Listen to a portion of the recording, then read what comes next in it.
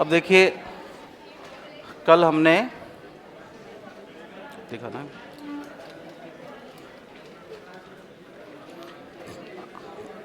Okay, प्रबंधन की अवधारणाएं अपन ने समझ ली थी, ठीक है। अब बात करेंगे प्रबंधन की विशेषताएं।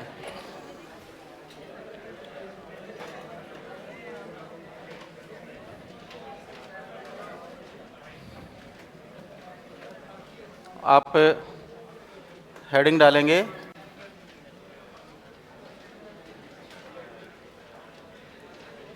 प्रबंधन की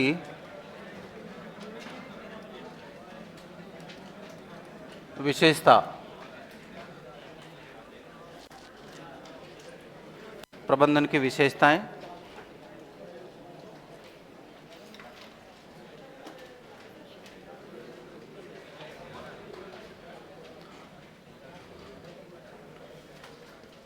देखिए, सबसे पहले अगर हम बात करें तो प्रबंधन एक उद्देश्य निर्देशित प्रक्रिया है। क्या है दोस्तों? उद्देश्य निर्देशित प्रक्रिया है। उद्देश्य निर्देशित प्रक्रिया है। इसका मतलब ध्यान दें यहाँ पे कि प्रबंधन में हमेशा कोई ना कोई उद्देश्य क्या होता है, निहित होता है, और किसी न किसी उद्देश्य को लेकर ही हम क्या करते हैं, प्रबंधन करते हैं। बिना उद्देश्य के प्रबंधन हो भी नहीं सकता, ठीक है। तो प्रबंधन क्या है? उद्देश्य निर्देशित प्रक्रिया है। फिर बात करें, प्रबंधन पूर्व नियोजित होता है। प्रबंधन क्या होता है? पूर्व नियोजित होता है। कोई भी कार्य अगर आपको करना है तो आप उसकी प्लानिंग क्या करते हैं, पहले से करते हैं, क्या कुछ करना होता है, क्या नहीं करना होता है। जैसे अपने परिवार में अगर शादी ब्याह हो तो पहले से क्या होती हैं, तैयारियां शुरू होती हैं। ऐसे नहीं कि अचानक से 2 मिनट पहले रिश्ता तय किया और बोलो चलो मामला सलटा दिया, है ना। पहले से क्या होती हैं, तैयारियां होती हैं। प्रबंधन क्या होता है? पूर्व नियोजित होता है। उसके बाद बात करें, प्रबंधन एक प्रक्रिया है। प्रबंधन क्या है? एक प्रक्रिया है। प्रबंधन बिना प्रक्रिया के संपन्न हो ही नहीं सकता, इस चीज़ का ध्यान रखें। तो जो हम प्रबंधन करते हैं तो हम किसी प्रोसेस को या किसी क्रिया को क्या करते हैं, अपनाते हैं। फिर हम बात करें, प्रबंधन एक समन्वय है। जब प्रबंधन किया जाता है तो व्यक्ति एक दूसरे के क्या देते हैं, साथ देते हैं, एक दूसरे से मिलजुल कर क्या करते हैं, कार्य करते हैं। मतलब प्रबंधन क्या है? एक कोऑर्डिनेशन है। बिना कोऑर्डिनेशन के कभी भी आप प्रबंधन के उद्देश्यों को प्राप्त कर ही नहीं सकते, ठीक है। अकेला अगर प्रधानाध्यापक है स्कूल के अंदर और उसका स्टाफ सहयोग ना करे, स्टाफ सहयोग ना करे, तो जाहिर सी बात मान लेना कि वो या तो प्रशासक अच्छा नहीं है, क्योंकि उसको कौन सपोर्ट नहीं कर रहा है, उसका स्टाफ, या फिर वो प्रशासक तो अच्छा हो सकता है लेकिन कहीं ना कहीं वो व्यवहारिक नहीं है, इसलिए सपोर्ट नहीं कर रहे, या फिर उसने जो अपने प्रबंधन की क्या कर रखी है, जो नकेल है वो बहुत ज़्यादा टाइट कर रखी है। कहने का मतलब है कि वो बहुत ज़्यादा स्ट्रिक्ट है, जिससे स्टाफ उसके साथ आसानी से सहज नहीं रह पाता है। मैं 2017-18 में मेरी सीकर के पास में पोस्टिंग रही। एक गांव है, मतलब बिडोली गांव है, वहाँ एज ए ज्योग्राफी लेक्चरर। तो वहाँ पर हमारे जो प्रिंसिपल साहब थे वो बहुत ज़्यादा टाइट थे, और जितने भी नया स्कूल बना था वो 12वीं तक का, तो जो लेक्चरर्स लगे थे, ठीक है, वो सारे नए ही लगे थे, 2016 की भर्ती के थे। सारे पढ़ाने वाले थे, पढ़ने वाले थे, नए नए लगे थे, तो थोड़ा ये भी था कि अच्छा काम करें। और कोइंसिडेंस, संयोग से वो सारा स्टाफ भी क्या था, अच्छा मिला। अच्छा स्टाफ होने के बावजूद भी उन्होंने क्या कर दिया कि पेच टाइट कर रखे थे सारे स्टाफ के। कोई 2 मिनट लेट आए तो भी सीएल लगा दे, कोई कुछ थोड़ी बहुती बात हो गई तो कह दे कि भाई उसमें जो एक वो लगा रखी थी अनुशासन पेटी का, कि इसमें 50 रुपये डालो। बच्चे गलती कर देते थे 10 रुपये डालो। हालांकि उन पैसों का खर्च वो यूज खुद नहीं करते थे, वो होता खर्चा स्कूल के कार्य में था, है ना। कोई सामान आता था, ईमानदार थे, ऐसा नहीं कोई बेईमान थे, लेकिन उन्होंने खूब सारा टीचर ये सोचते थे कि चलो स्कूल के हित में है, कोई दिक्कत नहीं, जैसा चल रहा है वैसा चल रहा है। एक बार क्या हुआ, प्रिंसिपल साहब की गाड़ी का एक्सीडेंट हो गया, और गाड़ी का एक्सीडेंट हो गया, भाई साहब के क्या टूट गया, हाथ टूट गया, प्लस्तर बंध गया, और डॉक्टर ने बता दिया 1 महीने का बेड रेस्ट। क्लियर। अब 15 दिन बाद वो दिखाने आए हॉस्पिटल में, तो सोचा मन नहीं लग रहा था तो स्कूल में ही चलें। तो स्कूल में आके वो चुपचाप अपने ऑफिस में आके बैठ गए, किसी को पता भी नहीं, क्योंकि सारे टीचर्स क्या थे, अपने क्लास में थे, कोई दिक्कत नहीं है। और आधा घंटे पौन घंटे तक बैठे रहे, और देखा स्कूल तो वैसे भी अच्छा चल रहा है उनके अनुपस्थिति में भी, मतलब जैसे स्कूल वो रहते थे। पेज काउंट कर ली हो तो मैं हेल्प कर दूं, कमाल कर रहे हो। 2 दिन से आई हो, 8 पेज छोड़ दो, बाद में लिख लेना, ठीक है, यही तो हिसाब किताब है बस। भाई 4 पेज रोज काम करते हैं, 2 दिन से आई 8 पेज छोड़ देना, ऐसे क्या इतना मोटा गणित थोड़ी था ये, फड़फड़ाहट कर रही थी कई देर से। हाँ, तो भाई साहब अब वो स्कूल क्या चल रहा था, बिल्कुल आराम से चल रहा था, उसमें कोई दिक्कत नहीं आ रही थी। अब उन्होंने पता चला कि प्रिंसिपल साहब आए हैं, तो सारे गए, अरे साहब कैसे हो कैसे हो। कुछ वो भी होते थे है ना, बटरफ्लाई करने वाले, कि हाँ साहब क्या, कैसे हो है ना। अब हम नहीं गए, हम गए अपने पीरियड पूरा हो गया तब, हाफ टाइम में मिले, सब ठीक हो, हाँ ठीक है भाई। तो उन्होंने फिर एक नोटिस निकाला कि मीटिंग का आयोजन करें, ओके, तो मीटिंग रखवा ली। फिर उन्होंने कहा कि यार मैं तो सोचता था कि मैं जब विद्यालय में रहता हूँ ना तभी स्कूल चलता है ना, स्कूल तो वैसे भी अच्छा चल रहा है। तो फिर मैंने मजाक में कह दिया, मुझ सर आपको वहम था क्या कि स्कूल आपकी वजह से चल रहा है? गलत बात है, स्कूल चल रहा था स्टाफ के सहयोग से। स्टाफ आपको क्या कर रहा था, सहयोग कर रहा था, इसलिए स्कूल ढंग से चल रहा था। अगर स्टाफ ये सोच ले कि हमें सर को कोऑपरेट नहीं करना है, अपने काम से मतलब रखना है, कोऑपरेट बिल्कुल नहीं करना है, तो वो आप चाहे कितने भी अच्छे प्रशासक हों, स्टाफ आपको फेल करते समय 2 दिन नहीं लगाएगा। और इतनी शिकायतें आ जाएगी स्कूल में, आप बच्चों की शिकायतें सुनते सुनते क्या हो जाओगे, थक जाओगे। क्योंकि प्रिंसिपल से ज़्यादा नज़दीक होता है बच्चे के टीचर, बच्चों को पढ़ाता है वो, और बच्चों के संपर्क में ज़्यादा समय क्या रहता है, वही रहता है। तो फिर उन्होंने कहा कि भाई कल के बाद मैं कभी भी इतना स्ट्रिक्ट नहीं होगा। फिर वो अपने चुपचाप आते, अपना काम करते, कोई 2-4 मिनट लेट आ रहा है तो किसी को कुछ नहीं कहते। उसके बावजूद भी स्कूल का रिजल्ट बहुत अच्छा रहा। कारण था कि उनके ओवर जो एक स्ट्रिक्टनेस थी उससे कोई मतलब नहीं निकलता था।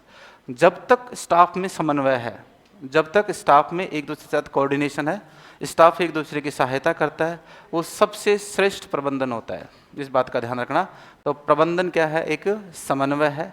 इसके साथ साथ अगर हम बात करें प्रबंधन की, तो प्रबंधन एक समूह संज्ञा है। प्रबंधन क्या है दोस्तों, समूह संज्ञा है। समूह संज्ञा का मतलब क्या हुआ कि प्रबंधन में व्यक्ति क्या करते हैं, समूह में कार्य करते हैं। अकेला व्यक्ति किसके लिए तो प्रबंधन करे, और क्या प्रबंधन करे। जब आदमी समूह में होता है तो क्या होता है, प्रबंधन अच्छा होता है। इस बात का ध्यान रखें। प्रबंधन क्या है, समूह संज्ञा है। प्रबंधन एक अंतः क्रियाशीलता है। प्रबंधन क्या है, अंतः क्रियाशीलता है। और प्रबंधन अंतः क्रियाशीलता किसके बीच होती है, एक तो व्यक्ति के बीच होती है, और साथ साथ किसको लेकर होती है, ये उद्देश्यों को लेकर होती है। तो व्यक्ति और वातावरण में उपस्थित उद्देश्यों के बीच में जो प्रक्रिया पाई जाती है, जो क्रियाशीलता होती है, उसको हम क्या कहते हैं, अंतः क्रियाशीलता। तो प्रबंधन बिना इंटरेक्शन के नहीं चलता है। ठीक है, प्रिंसिपल अपना चुपचाप बैठा रहे, मुंह सुजा ले कि मैं तो बात नहीं करूं, मैं तो क्या हूं, प्रिंसिपल हूं, है ना, तो है भाई। तो मास्टर भी ये सोच लेगा मैं क्या हूं, मास्टर हूं, है ना, काम कौन करेगा।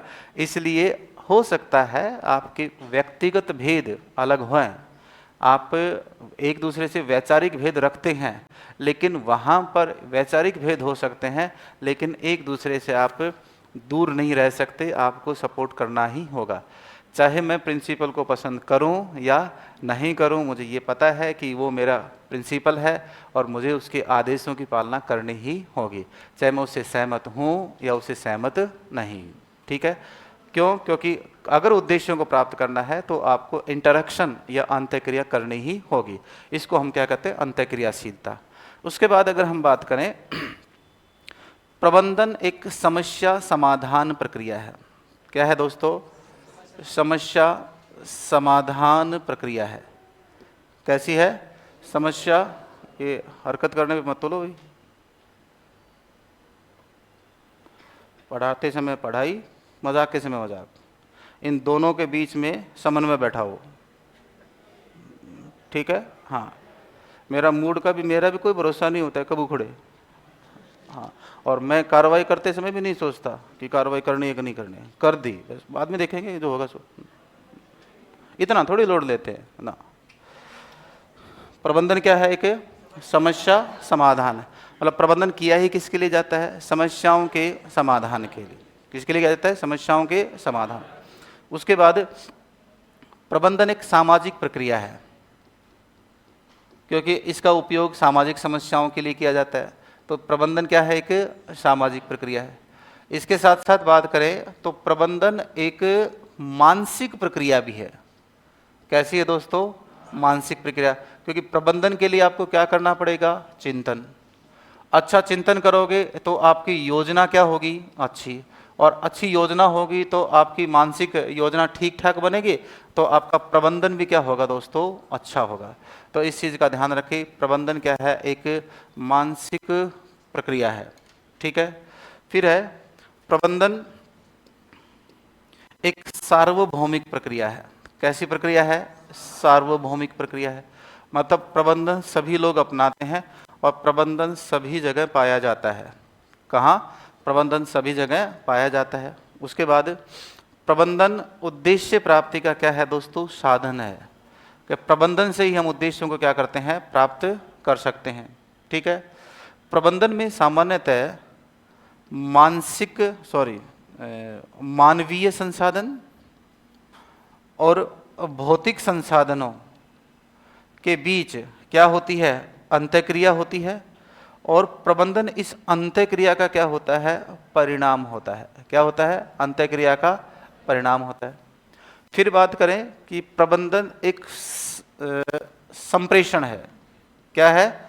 प्रबंधन एक संप्रेषण है, कम्युनिकेशन है।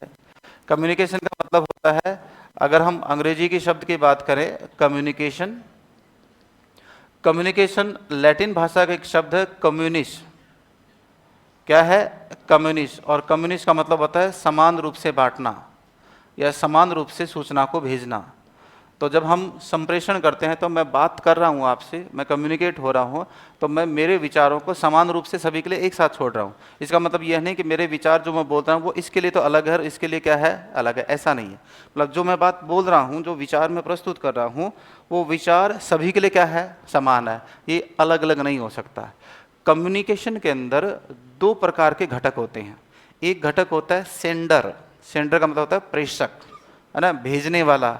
और एक होता है ग्राही, मतलब रिसीवर। तो कम्युनिकेशन हमेशा दो के मध्य ही होता है। अकेला आदमी जो इंटरनल स्पीच है उसमें प्रबंधन नहीं होता है। मैं मन ही मन सोचता रहूं तो इसको बोलते हैं आंतरिक संभाषण। क्या बोलते हैं? आंतरिक संभाषण में प्रबंधन लागू नहीं होता है। मैं खुद ही सोच रहा हूँ तो मैं प्रबंधन तो अपना अपने कर रहा हूँ, किसी वातावरण के साथ तो कर ही नहीं रहा हूँ। तो प्रबंधन क्या है दोस्तों? एक समन्वय। उसके बाद बात करें तो प्रबंधन क्या है? एक कला है, ठीक है? ये हर किसी के बस की बात नहीं होती है। एक नॉर्मल सी बात करें, अगर बॉयज़ को ये कह दिया जाए, ठीक है, कि भाई अपने रूम को मैनेज करो, साफ़ सुथरा रखो, या आपने कई दिनों से झाड़ू नहीं निकाली है, या वो बांस मार रहा है ना, जुराबें सड़ जाती हैं कईयों की, तो वो साड़ी आई थी तभी धुल के आई थी, उसके बाद वो जाती हैं तभी वो चली जाती हैं, लेकिन धुलती नहीं है, जूते सड़ने लग जाते हैं, बेडशीट कईयों की थी मैल से गड़ के ऐसी हो जाती है, खड़ी हो जाती है, उसमें प्रेस करने की जरूरत नहीं। और तुम्हें ये कह दिया जाए कि तुम्हारे पास आधा घंटा है और तुम्हें क्या करना है? रूम को मैनेज करना है। तो तुम क्या करोगे? झाड़ू लेके शुरू तो कर दोगे, फिर बीच में आ गया फ़ोन तो लग गई। उसके बाद क्या होगा? इधर इधर की इधर, इधर की इधर, थोड़ा कचरा इधर, थोड़ा कचरा बेड के नीचे, थोड़ा गेट के नीचे, कहीं इधर और कहीं कोनों के अंदर बचा हुआ है, और निकल गई झाड़ू, है ना। और बेडशीट को एक बार झाड़ा और बिछा लिया, और फिर आधी बेडशीट बिछी है और टांग चढ़ा के बात कर रहे हो। ये हो गया प्रबंधन, हो गया। और वहीं पर बेड के नीचे नमकीन खाइए, उसकी पॉलीथीन मिल जाएगी, नींबू के सूखे डब्बे मिल जाएंगे, छिलके मिल जाएंगे, एट जो भी है वो मिल जाएगा वहीं पर, है ना। है किसके? मिर्ची के वो जो बच जाते हैं वो, अच्छा। मतलब ऐसा हो सकता है ना। और आप लोग अगर रूम लेके रहते हो तो मैं गारंटी देता हूँ, अगर किसी भी रूम में रहने वाले लड़के के सारे बर्तन एक साथ धुले मिल जाएं, सवाल में एक चीज तो पक्का नहीं मिलेगी, परात। वो वो कभी नहीं मिलेगी, गारंटी देता हूं मैं, अगर परात धुली हुई मिल जाए। और वो परात पर आटा इतना लगा हुआ मिल जाएगा आपको कि एक जने की रोटियां उसी बल्ले के आटे से बन सकती। और लास्ट में जो सारे जो सब्जी बनाने वाला, चाय बनाने वाला टोपिया है ना, जो भी आपने बर्तन वगैरह ले रखा है, जब तक सब्जी बनाने वाले टोपी में चाय नहीं बन जाए तब तक वो टोपी नहीं धुलेंगे। ठीक है, इसका मतलब प्रबंधन कलात्मक रूप से नहीं है। लेकिन वही चीज इनको कह दी जाए, ठीक है, कि भाई रूम को क्या करना है मैंने, तो जितना काम आपको 1 घंटा लगेगा उसी काम को महिला पक्ष 15 मिनट के अंदर बहुत इजी वे में क्या कर लेगा, मैंने साफ सुथरा भी कर लेगा। जैसा अपन नहीं कर सकते वो इनका ढंग का प्रबंधन होता है, इसीलिए पूछ होती है। समझ आई बात? इसीलिए क्या होती है, इंपॉर्टेंस होती है। अरे पूछ का मतलब इंपॉर्टेंस है, मारूंगा सुधरे काम धड़क। क्यों भाई, होता है कि नहीं होता है? मतलब लड़कियां तुलनात्मक रूप से लड़कों से रूम का मैनेजमेंट क्या करती हैं, अच्छा करती हैं, साफ सुथरा रखती हैं। ठीक है, पढ़ाई हो या न हो, बर्तन चमकते हैं। सही है ना? पढ़ाई हो या न हो, बर्तन क्या होंगे, चमकेंगे। नंबर, लड़के थोड़े आलसी होते हैं। अच्छा, लड़कों की प्रकृति ऐसी होती है, लड़के बने ही ऐसे हैं, है ना, इसलिए लड़कों को कोई दोष नहीं है ना। और ध्यान रखना, बैचलर के रूम में अगर किसी आदमी को बेहोश करना हो तो वो जब आए तो उसके जूतों की जुराब निकाल के और कमरे को बंद कर दो और आदमी को अंदर फिट कर दो। भाई साहब, जैसी सजा देनी उससे बुरी सजा कोई नहीं है, मजाक नहीं कर रहा हूँ, है ना। तो प्रबंधन क्या है भाई साहब, एक कला है, ये हर किसी के बस की बात नहीं है। प्रबंधन क्या है, एक विज्ञान है। प्रबंधन क्या है, विज्ञान है। और बात करें प्रबंधन क्या है, कला एवं विज्ञान दोनों है। क्या है, कला एवं विज्ञान दोनों है। ठीक है, तो ये सारी विशेषताएं किसकी हैं, प्रबंधन की। पहला क्या बताया, प्रबंधन क्या है, उद्देश्य निर्देशित प्रक्रिया है। बिना उद्देश्य के प्रबंधन नहीं हो सकता। प्रबंधन पूर्व नियोजित होता है, पहले से क्या होता है, नियोजित होता है। प्रबंधन एक प्रक्रिया है, प्रोसेस है, जो कि उद्देश्य प्राप्ति के लिए लागू की जाती है। प्रबंधन एक समन्वय है, कोऑर्डिनेशन है। प्रबंधन में जितने भी इकाइयां काम करती हैं वो आपस में एक दूसरे से मिलजुल कर क्या करती हैं, कार्य करती हैं। प्रबंधन एक समूह संज्ञा है, मतलब प्रबंधन में काम करने वाले सारे व्यक्ति समूह में काम करेंगे ताकि उद्देश्यों की प्राप्ति आसानी से हो जाए। प्रबंधन एक अंतःक्रियाशीलता है, दिस इज इंटरेक्शन, मतलब जो भी प्रबंधन में भाग ले रहे हैं उनके बीच में जो अंतःक्रिया होती है उसी से प्रबंधन का उद्देश्य प्राप्त होता है। फिर प्रबंधन में क्या है, समस्या समाधान। प्रबंधन किया ही जाता है किसके लिए, समस्याओं के समाधान के लिए। प्रबंधन क्या है, फिर एक सामाजिक प्रक्रिया है। क्या है, सामाजिक प्रक्रिया है ना, सामाजिक समस्याओं के समाधान के लिए प्रबंधन। अब सामाजिक समस्याओं के प्रबंधन के लिए किया जाता है, तो इसीलिए बुजुर्गों की जो कमान होती है किसके हिस्से दी जाती है, परिवार की या समाज की। जो हमारे मुखिया होते हैं वो कौन होते हैं, बुजुर्ग होते हैं। क्यों होते हैं, क्योंकि उनका प्रबंधन क्या होता है, बहुत अच्छा होता है। मैंने आपको एक वो बताया था ना कि मिट्टी की जेवड़ी बांटो, नहीं बताया था? अच्छा चलो ठीक है ना, ये अरे समझ गया मैं एक बार में, ये फालतू क्यों कर रहे हो।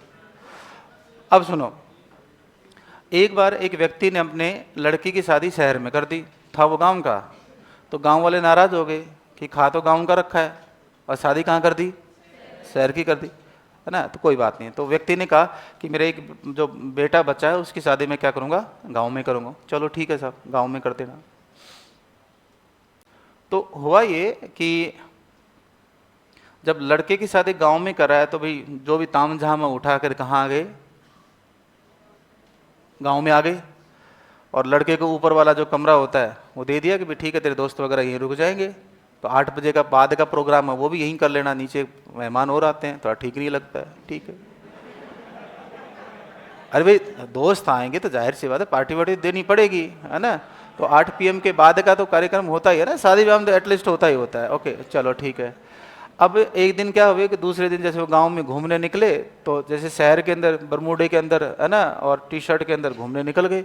गांव के बड़े बुजुर्ग बैठे थे, तो उन्होंने सोचा कि यार ये तो गड़बड़ है, ये तो गांव की संस्कृति को खराब करेगा। तो किसी बुजुर्ग ने क्या कर दिया, डांट दिया कि ये क्या है, शहर थोड़ी है तुम्हारा, ढंग से कपड़े पहना करो, फिर निकला करो। उसके साथ साथ उसके जो दोस्त थे उनको भी डांट दिया, और वो नाराज हो गए दोस्त, कह रहे तो बड़ा अजीब गाँव है तुम्हारा। बोले क्या करूँ, गाँव है तो है। अब शाम को वो बैठे, और शाम को बैठे तो एक दोस्त ने कहा यार ऐसे तो मज़ा नहीं आएगा बारात के अंदर। क्यों? क्योंकि बारात के अंदर इन बुजुर्गों को ले गए तो वो क्या करेंगे, चलो चलो चलो चलो चलो चलो चलो। भाई साहब बुजुर्ग ने होने तो बारात ही नहीं जाए, वो चलो चलो वाली बात कहते हैं ना। तुम कैसे हंस रही हो, तुम थोड़ी गई बारात में। तो हुआ ये कि वो बोले ये तो मजे नहीं लेने देंगे ऐसे तो प्रस्ताव पारित हुआ, लड़के की शादी, उसको कहा कि यार शादी में इनको नहीं ले चलेंगे बुजुर्गों को। अब बोलो ठीक है, सारे सहमत हो गए, क्योंकि शाम के 8 बजे के बाद में जो बैठते हैं तो मीटिंग में, तो हो सकता है उसके थोड़े से मतलब जो वादे होते हैं वो निभा लेते हैं लोग, उस समय वाले वादे, है ना। तो तय हुआ कि शादी के दिन हम इनको नहीं लेके जाएंगे, ठीक है। तो प्रस्ताव पारित भी हो गया, बता भी दिया गया कि बुजुर्गों को बारात में नहीं लेके जाएंगे। बुजुर्गों ने कहा अरे ले चलो, हम काम आते हैं। बोला नहीं, नहीं लेके जाएंगे। तो बारात चली गई, खूब डांस किया। डांस किया तो जैसे ही तोरण मारने के पास गए, वहाँ लड़की के घर के पास पहुँचे, तो लड़की वालों ने देखा कि सारे ही यंग ब्लड और युवा लोग हैं सारे, है ना, कोई भी बुजुर्ग प्रतिनिधित्व है ही नहीं, मतलब सामाजिक बुद्धिकता है ही नहीं। तो भाई साहब लड़की वालों का माथा ठनका, बोला ये तो गड़बड़ है मामला, जो बुजुर्गों की सम्मान नहीं करते वो कल को हमारी लड़की को परेशान कर सकते हैं। तो लड़के ने, फादर ने कहा, बोला नहीं लड़की नहीं दूंगा। है लड़की नहीं देगा, क्या बात है भाई, हुआ क्या? बोलो नहीं दूंगा लड़की। बोलो क्या बात है? बोलो तुम्हारे पास बौद्धिकता नहीं है, इंटेलिजेंसी और इंटेलेक्चुअलिटी नहीं है। तो फिर जो दूल्हे का दोस्त था एक, वो बोला आप तो सवाल पूछो, आप तो सवाल पूछो, हमारे यहाँ पर जो मौजूद है इनसे इंटेलिजेंट दुनिया में कोई है ही नहीं। बोला कैसे? बोला इसने आईएएस की तैयारी कर रखी है, इसने आरएस की तैयारी कर रखी है, और बोलो जो देख रहे हो ना ये, इसने 3 बार रीट की तैयारी कर रखी है। तो इससे इंटेलिजेंट तो कोई हो ही नहीं सकता, आप तो सवाल पूछो। चलो ठीक है साहब। तो एक बुजुर्ग ऐसे वाइब्रेट मोड पे आया, हिलते हिलते हिलते हिलते आया, और बोला साहब ऐसा है, मिट्टी की जेवड़ी बांटो। मिट्टी की जेवड़ी, जेवड़ी का मतलब रस्सी, मिट्टी की रस्सी बांटो। यार प्लास्टिक की रस्सी सुनी, मूंज की सुनी, सूत की सुनी, ये सारी मिट्टी की रस्सी कहाँ से आ गई? अब फंस गए मामले। तो युवा वर्ग में एक सबसे बड़ी प्रॉब्लम जो होती है वो होती है धैर्य की कमी। अब पता नहीं किसी को मिट्टी की जेवड़ी कैसे बटेगी, तो एक दूसरे को दोष देने लग गए। दोस्त तो एक दूसरे को दे रहे, और टाइट कौन हो रहा है? दूल्हा बैठा बैठा, कि बनाया बनाया काम बिगड़ गया सड़ों की इनकी वजह से। अगर यहाँ पर बुजुर्गों को लेके आ जाते ना तो कोई ना कोई काम निकाल देता। तो बोलो एक कहता है मैंने कहा था एक को ले चलो, लात तुम्हारे को बकवास करा, तूने कहा था, बोलो नहीं लेके चलेंगे, और अब कह रहा ले चलो। बोलो एक का देखो तो आते, बोलो ढूंढो कोई लटक के आ गया हो। तो ढूंढा गया, पता चला कि एक अधेड़ उम्र का व्यक्ति जीप में, लास्ट वाली जीप में लटक के आ गया। अरे बोलो ले चलो यार, मैं भी इंजॉय कर आ गया साहब। वो अपना जीप में बैठा है कि जब खा जीमने का टाइम हो, जब जीप में आएंगे वापस आ जाएंगे, ठीक है। तो ढूंढा गया तो वो काको साहब मिल गए। अब काको साहब मिल गए तो उनको कहा काको साहब थारी जरूरत है। बोलो बोलो काको साहब जरूरत है। बोलो वापस बोल। बोलो काको साहब जरूरत है। बोला हाँ ढंग से बोल, काको जी का क्या, काको साहब काको जी का। उसने भी पता चल गया इंपॉर्टेंस है ना। तो फिर बोला क्या बात है? बोले ऐसी ऐसी जरूरत है आपकी, चलो। बोलो पहले ऐसा करो, पगड़ी लेके आओ, पग है ना वो लाओ। तो भाई साहब ने ठरके से क्या बंधवाई, पगड़ी बंधवाई, साफा बंधवा लिया। उसके बाद हाँ अब बोलो क्या करना है? बोलो चलो। बोलो ना रुको। बोलो थोड़ी दो, थोड़ी दो। तो काको साहब को प्रस्तुत की गई, ठीक है। और काको साहब ने लगाई और बोला अब चलो। और अब ये कॉन्फिडेंस आ गया काको साहब को भी, है ना। वहाँ गया और वहाँ जाकर क्या बोलता है पता है? बोलो साहब क्या काम है? बोलो साहब मिट्टी की जेवड़ी बांटो। तो काको साहब ने पता क्या कहा? बोले ऐसा है, मेहमान हम आपके हैं। बोले बिल्कुल आप हमारे मेहमान हो। तो सामान कौन उपलब्ध करवाएगा? बोला हम करवाएंगे। तो बोलाओ मिट्टी की पूंजड़ी दो। पूंजड़ी का मतलब जानते हो? इनको बांटते हैं, तो मिट्टी की क्या दो, पूंजड़ी दो। अब ना तो मिट्टी की पूंजड़ी होती है ना मिट्टी की रस्सी होती है, सिर्फ ये सामाजिक बुद्धि थी। और लड़के का जो घोड़ी पे बैठा था ना, जान में जान आई, हाँ मामला ठीक ठाक है, मामला बैठ जाएगा। इसीलिए बुजुर्गों के पास में क्या होती है, सामाजिक बुद्धि होती है, और इसी वजह से हम हमारे समाज का नेतृत्व किनको देते हैं, बुजुर्गों को। और जिस समाज में नेतृत्व बुजुर्गों के पास है ना, वो समाज कभी भी दिशाहीन नहीं हो सकता, और वो कभी भी भटक नहीं सकता। दिक्कत ये है हमारे समाज की कि हमने बुजुर्गों का सम्मान करना छोड़ दिया है। वरना बुजुर्ग वो अमूल्य निधि है जिसके पास अगर आप बैठोगे, भाई साहब सर्दियों की शाम हो, है ना, और बुजुर्ग के पास बैठ के उनको चिलम भर के दो, एक अच्छी सी चाय पिलाओ और फिर बैठ जाओ, वो अनुभव की बातें बताएंगे जो जिंदगी में आपको हमेशा काम आएगी। और उसके बदले में उनको कुछ नहीं चाहिए, उनको 10 मिनट का प्रेम चाहिए कि उनसे आप बातचीत कर लो, बाकी उनको कुछ नहीं चाहिए। ना उनको महंगे कपड़े चाहिए, ना उनको अच्छा मकान चाहिए, ना उनको ढंग का खाना चाहिए। समय से सिर्फ उनसे ढंग से बात कर लो। इसलिए गांव जाओ तो अपने दादा दादी, अपने नाना नानी को इज्जत दो, और नंबर 2 उनके पास बैठा करो। वो उसी में खुश हैं, उनको कुछ नहीं चाहिए दुनियादारी से, वो सिर्फ क्या चाहिए, उनको प्रेम चाहिए। उनके पास बैठा करो, और हो सके तो वो अगर चिलम पीने की आदत है तो एक चिलम बना दो, हुक्का पीते तो हुक्का भर दो, और चाय वाय पिला दो, और कहो बाबा साहब ठीक हो, मतलब ठीक है, मतलब मस्त रहो, है ना। एक ध्यान रखना, जिस समय आप 10 मिनट देते हो ना, उनके लिए वो 10 दिनों की खुशी के बराबर है, और मस्त हो जाते हैं। क्योंकि वो उम्र के उस दौर में है जिनमें उनको तनाही काटती है, उनको बातचीत ही एक माध्यम दिखता है, बाकी उनको कुछ चीज़ों की जरूरत नहीं है। इसलिए एक तो ध्यान रखना, आप नौकरी लगे बहुत अच्छी बात है, लेकिन बुजुर्गों का सम्मान सबसे पहले। और क्योंकि वो हमारे गांव की नहीं, पूरे अपने एक समाज की पूरी शान होती है, और उन्होंने ज़िंदगी लगा दी हमें यहाँ तक लाने के लिए। इसलिए बुजुर्गों का सम्मान क्या है, जरूरी। जो इंसान बुजुर्गों को सम्मान करना जानता है उसका व्यक्तित्व तो अपने आप अलग दिख जाता है, याद रखना।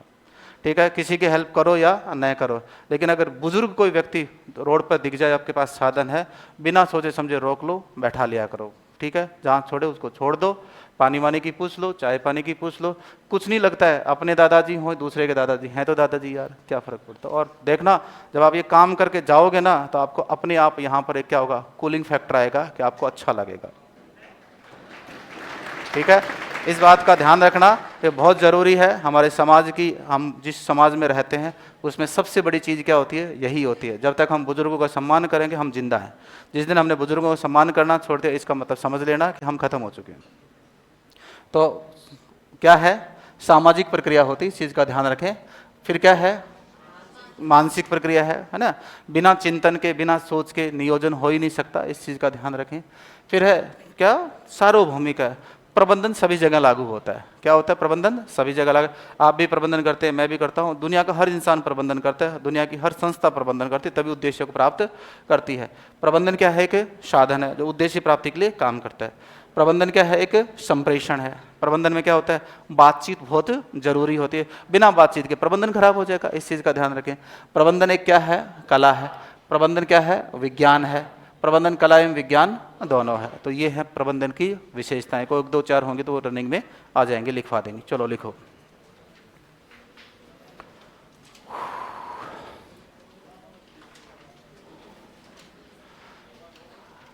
एक कह रहा है कि सर चिलम में पार्टनरशिप भी कर सकते हैं क्या?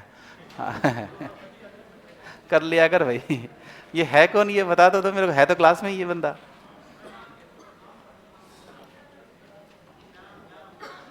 ना ना, मैं नाम नहीं बोलूंगा वरना तुम पीछे पड़ जाओगे। लिखो, प्रबंधन एक उद्देश्य निर्देशित प्रक्रिया है।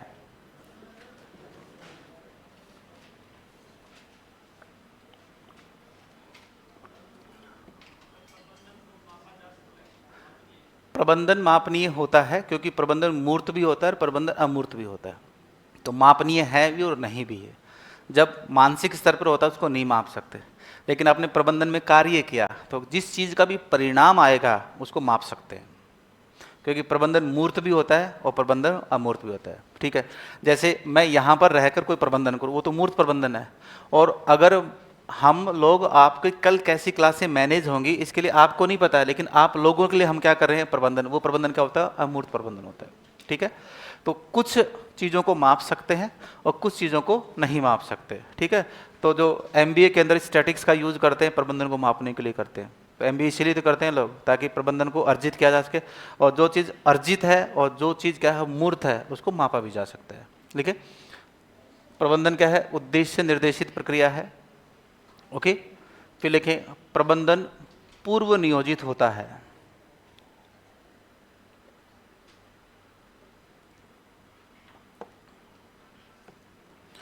प्रबंधन पूर्व नियोजित होता है।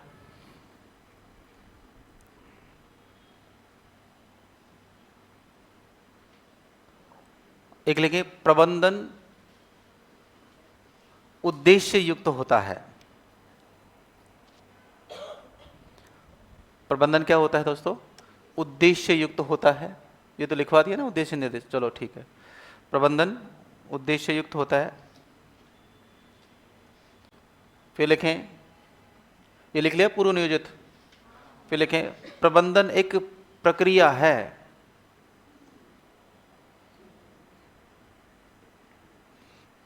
प्रबंधन क्या है, एक प्रक्रिया है, ठीक है। फिर लिखें प्रबंधन एक समन्वय है।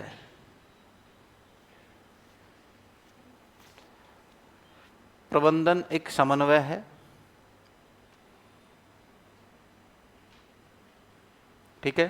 फिर लिखें प्रबंधन समूह संज्ञा है। प्रबंधन क्या है, समूह संज्ञा है, समूह संज्ञा है। अर्थात प्रबंधन में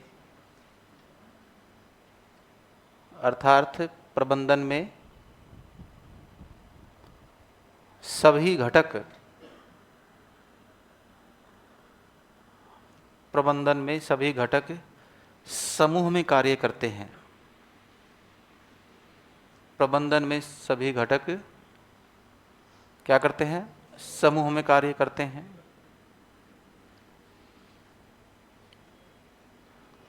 फिर लिखें प्रबंधन एक अंतः क्रियाशीलता है।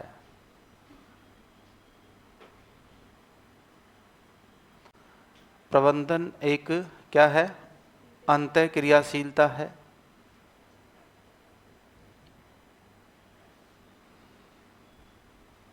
जिसमें व्यक्ति और वातावरण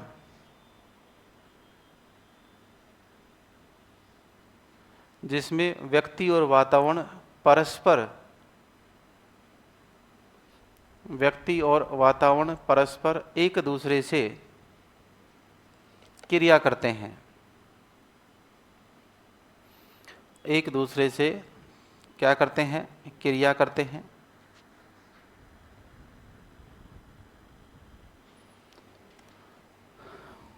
फिर लिखें प्रबंधन एक समस्या समाधान है।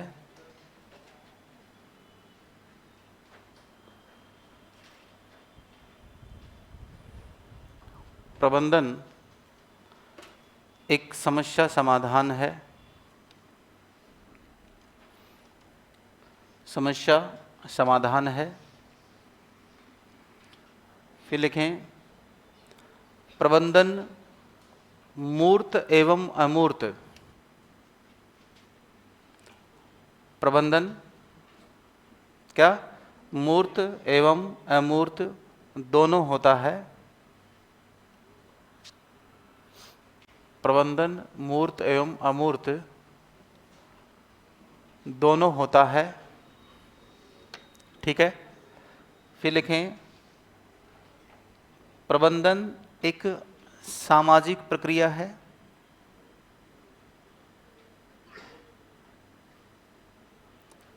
प्रबंधन एक क्या है, सामाजिक प्रक्रिया है।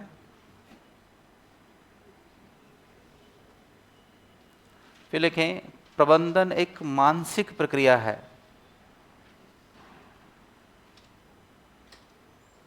प्रबंधन एक मानसिक प्रक्रिया है।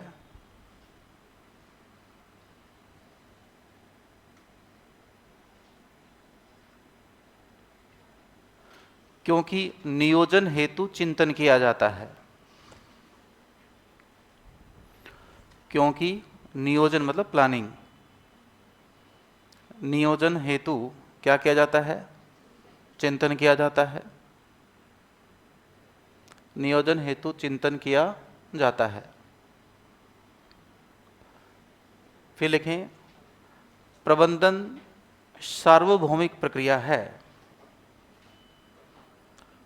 प्रबंधन क्या है? सार्वभौमिक प्रक्रिया है। सार्वभौमिक प्रक्रिया है अर्थात प्रबंधन सभी जगह, अर्थात प्रबंधन सभी जगह लागू होता है। प्रबंधन सभी जगह लागू होता है। प्रबंधन एक साधन है। प्रबंधन एक क्या है दोस्तों? साधन है। प्रबंधन एक साधन है। फिर लिखें, प्रबंधन मानवीय एवं भौतिक संसाधनों, प्रबंधन मानवीय एवं क्या भौतिक संसाधनों का, भौतिक संसाधनों की लिखना, भौतिक संसाधनों की अंतःक्रिया का, भौतिक संसाधनों की किसका? अंतःक्रिया का परिणाम है। भौतिक संसाधनों की अंतःक्रिया का परिणाम है। फिर लिखें, प्रबंधन एक संप्रेषण है। प्रबंधन एक क्या है? संप्रेषण है, जिसमें एक संदेश भेजने वाला, प्रबंधन एक संप्रेषण है जिसमें एक संदेश भेजने वाला तथा दूसरा संदेश प्राप्त करने वाला होता है। संदेश भेजने वाला और दूसरा क्या होता है? संदेश प्राप्त करने वाला होता है। संदेश प्राप्त करने वाला होता है। क्लियर? फिर लिखें, प्रबंधन रचनात्मक हो सकता है। क्रिएटिव, प्रबंधन रचनात्मक हो सकता है।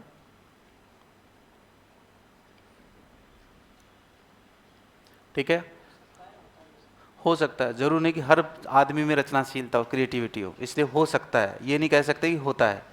जिसमें क्रिएटिविटी होगी वो तो क्या होगा? रचनात्मकता का उपयोग करेगा। जिसमें नहीं है वो अपनी बुद्धि का उपयोग करेगा। तो सेंटेंस तो उसी हिसाब से होगा ना कि हर चीज़ के लिए थोड़ी लागू कर सकते हैं। हाँ, उसके बाद लिखे, प्रबंधन एक कला है।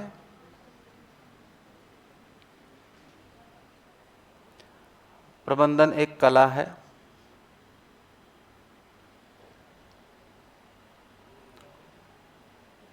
प्रबंधन विज्ञान है।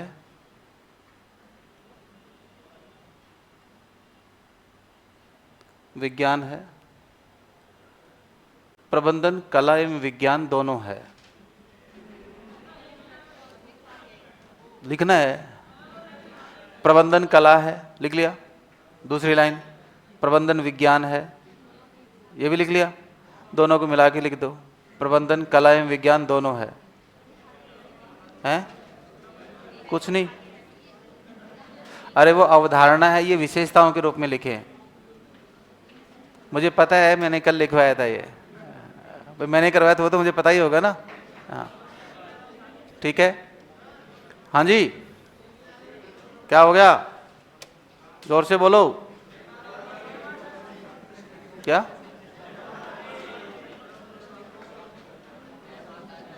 जय माता दी की। हाँ कर दी जय माता दी की। हाँ अब अपन पढ़ेंगे प्रबंधन की परिभाषाएं।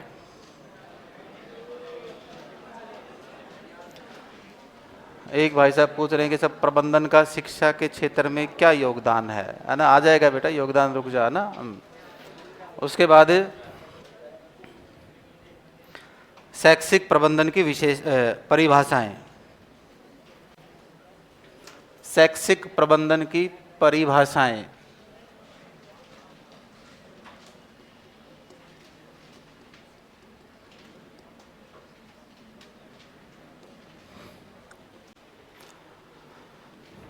शैक्षिक प्रबंधन की परिभाषाएं, ठीक है। तो एक तो पहले लिखेंगे अपन, पहले समझेंगे, अब साथ साथ लिखोगे तो मामला उत्सुक हो जाएगा, मैं तो साथ साथ लिखवा दूंगा। एनसाइक्लोपीडिया ऑफ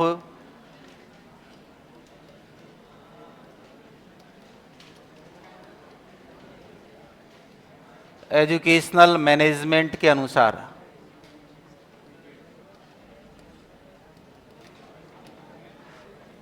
पहली परिभाषा किसके अनुसार है? एनसाइक्लोपीडिया ऑफ एजुकेशनल मैनेजमेंट के अनुसार। देखो ये क्या कहते हैं कि प्रबंधन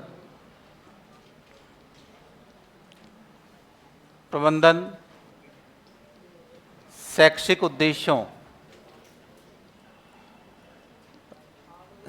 उद्देश्यों की प्राप्ति के लिए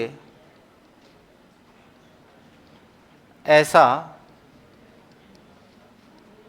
संरचनात्मक ढांचा है। क्या है? संरचनात्मक ढांचा है जिसका उपयोग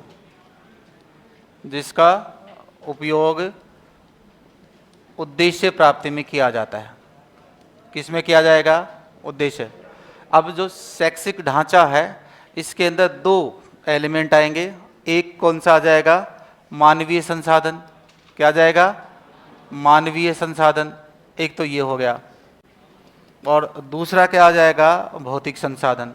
अब हम इन दोनों को मिलाकर क्या बनाएंगे? एक ढांचा या स्ट्रक्चर बनाएंगे, और उस स्ट्रक्चर में हम क्या करते हैं? उद्देश्यों की प्राप्ति के लिए कार्य करते हैं। ध्यान दें, एनसाइक्लोपीडिया ऑफ एजुकेशन मैनेजमेंट क्या कहता है कि प्रबंधन शैक्षिक उद्देश्यों की प्राप्ति के लिए एक ऐसा संरचनात्मक ढांचा है जिसका उपयोग उद्देश्य प्राप्ति में किया जाता है, उसको हम क्या कहते हैं? प्रबंधन कहते हैं। ठीक है, मतलब जैसे भी हम उद्देश्य रखेंगे उनके लिए हमें एक ढांचे की आवश्यकता है, एक स्ट्रक्चर की आवश्यकता है। इसके लिए भौतिक भवन होना भी जरूरी है, विद्यालय भवन होना जरूरी है, और उसके अंदर काम करने वाले मानवीय संसाधन होने जरूरी है। तभी हम क्या कर सकते हैं? ढांचा। केवल मनुष्य से ढांचा नहीं बनेगा, और केवल बिल्डिंग से, खाली बिल्डिंग से भी नहीं होगा कुछ काम। इसके लिए दोनों का होना क्या है? जरूरी है। उसके बाद अगर हम बात करें, फिर है दूसरा है जे.डी. मूने के अनुसार। जे.डी. मूने के अनुसार वो क्या कहता है कि सामान्य उद्देश्यों की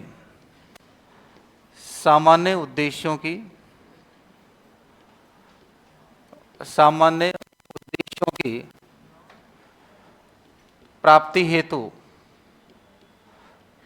हेतु किए गए मानवीय प्रयास, कौन से? मानवीय प्रयास या प्रयास ही क्या है? प्रबंधन है। हम सुबह जब 5, साढ़े 5, 6 बजे उठते हैं तब से प्रबंधन करना शुरू करते हैं, मैनेज करना शुरू करते हैं। मैंने पूछा थोड़ी था, मैं तो एक नॉर्मल बताया था। हम सब सुबह उठते हैं तब से हम प्रबंधन करना शुरू करते हैं। ठीक है, सबसे बड़ा प्रबंधन है कि आप 2 लोगों ने चाय बनाई और तीसरे के दूध खत्म हो गया और वो आपके रूम पे आया तो तुरंत प्रबंधन हो गया। 1 गिलास दे रहे यार, ठीक है, और क्या कर दिया? 2 की 3 में कर दी और हो गया प्रबंधन। ये प्रबंधन का सबसे बेस्ट एग्जाम्पल है। आई बात समझे?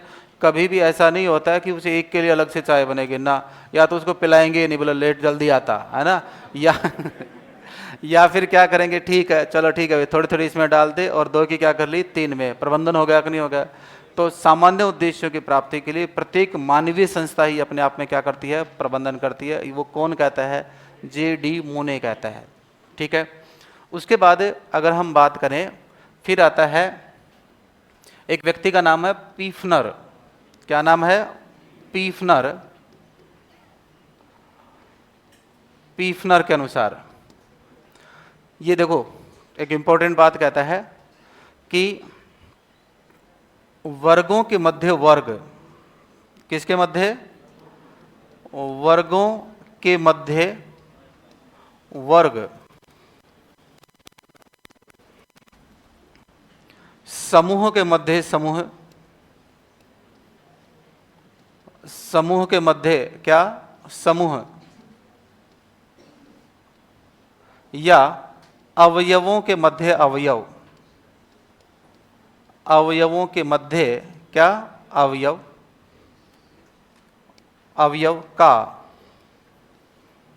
अवयव का श्रम नियोजन, क्या करना, श्रम नियोजन करना। श्रम नियोजन को बोलते हैं कार्य विभाजन करना, कि किस व्यक्ति का क्या काम है उसको बोलते हैं श्रम नियोजन, लेबर प्लानिंग। ठीक है, कि कौन व्यक्ति क्या काम करेगा। ठीक है, वर्गों के मध्य वर्ग, समूह के मध्य समूह का, अवयवों के मध्य अवयव का क्या करना, श्रम नियोजन करना, श्रम नियोजन करना। व श्रम नियोजन के माध्यम से, श्रम नियोजन के माध्यम से उद्देश्य प्राप्त करना। क्या करना, उद्देश्य प्राप्त करना। अब देखो विद्यालय के अंतर्गत इसको कैसे बांटा जाता है।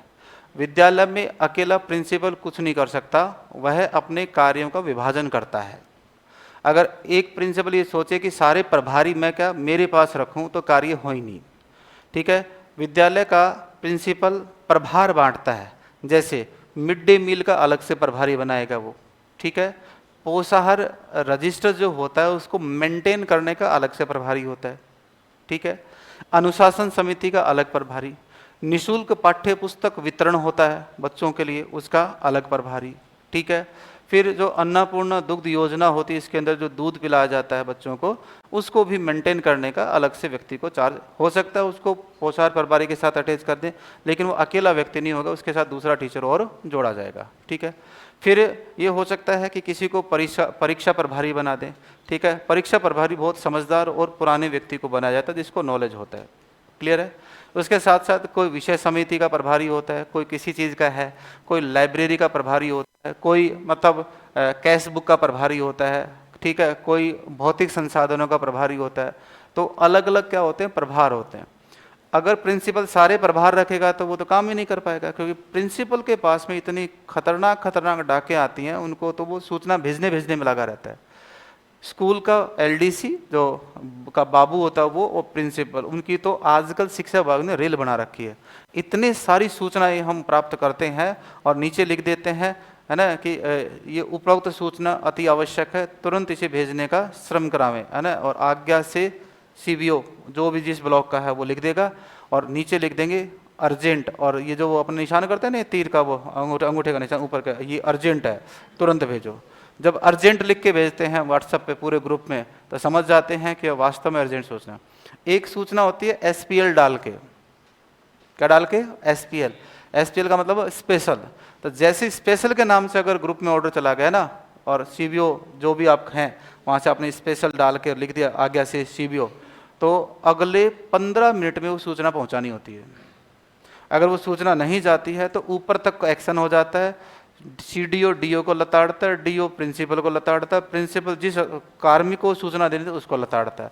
हाँ, समेटते रहते हैं। और कोई ये नहीं, हम क्या करते हैं, व्हाट्सअप खेलते हैं, है ना हमारे पास क्या आता है निदेशालय से CDO तुरंत उसको क्या करेगा, फॉरवर्ड करेगा। हम भी पता लगा फॉरवर्ड है, वो भी नीचे लिखेगा तुरंत अति आवश्यक। हम भी उसी को एज इट इज क्या करते हैं, तुरंत अति आवश्यक, ये ला प्रिंसिपल को दे देते हैं। प्रिंसिपल तुरंत क्या करेगा, अति आवश्यक किसको भेजेगा, टीचर को भेज देगा, जो जिसका प्रभारी है वो, फिर वो वहाँ से भेजेगा उसके पास, प्रिंसिपल भेजेगा सीबीओ, सीबीओ तुरंत उनको क्या करवाएगा, एक्साई, पूरे स्कूल की सूचनाओं को इकट्ठा करेगा, फिर एक सीट बनाएगा गूगल शीट, और गूगल शीट से फिर क्या कर दिया जाएगा, वो सूचना भेज दिया आगे। फिर जो जिला स्तर पर वो सारे ब्लॉक के आएंगे तो ब्लॉक की सूचनाओं को इकट्ठा करेगा, और फिर जिला से कहाँ चले जाएंगे, वो निदेशालय के पास जाएगी। इस प्रकार से एक समन्वय के साथ में क्या होता है, काम रहता है। प्रबंधन के अंतर्गत हमेशा कार्य विभाजन किया जाता है। बिना कार्य विभाजन के विद्यालय एक दिन भी नहीं चल सकता। आप ऐसा सोचते हैं कि हमारा काम सिर्फ पढ़ाने का है, तो ये आपकी गलतफहमी है। आपको बहुत सारे ऐसे काम होंगे जो करने पड़ेंगे विद्यालय के अंतर्गत। ठीक है, आपको प्रार्थना सभा का प्रभारी भी बना सकते हैं, आपको स्कूल के मेंटेनिंग प्रभारी भी बना सकते हैं। ठीक है, बहुत सारे प्रभार होते हैं, और जाते ही क्या करेंगे, आपको संभाल देंगे, ये लो तुम्हें नॉलेज नहीं होगा। तो इसलिए सबसे बुजुर्ग और सबसे सीनियर जो टीचर होता है उसको अपना शागिर्द बना, वो गुरु बना लेना, और उससे पूछते रहना, क्योंकि अगर गलत एंट्री कर दी तो नौकरी के लेने के देने पड़ जाएंगे। इसलिए पूछ कर अपना काम कर लेना।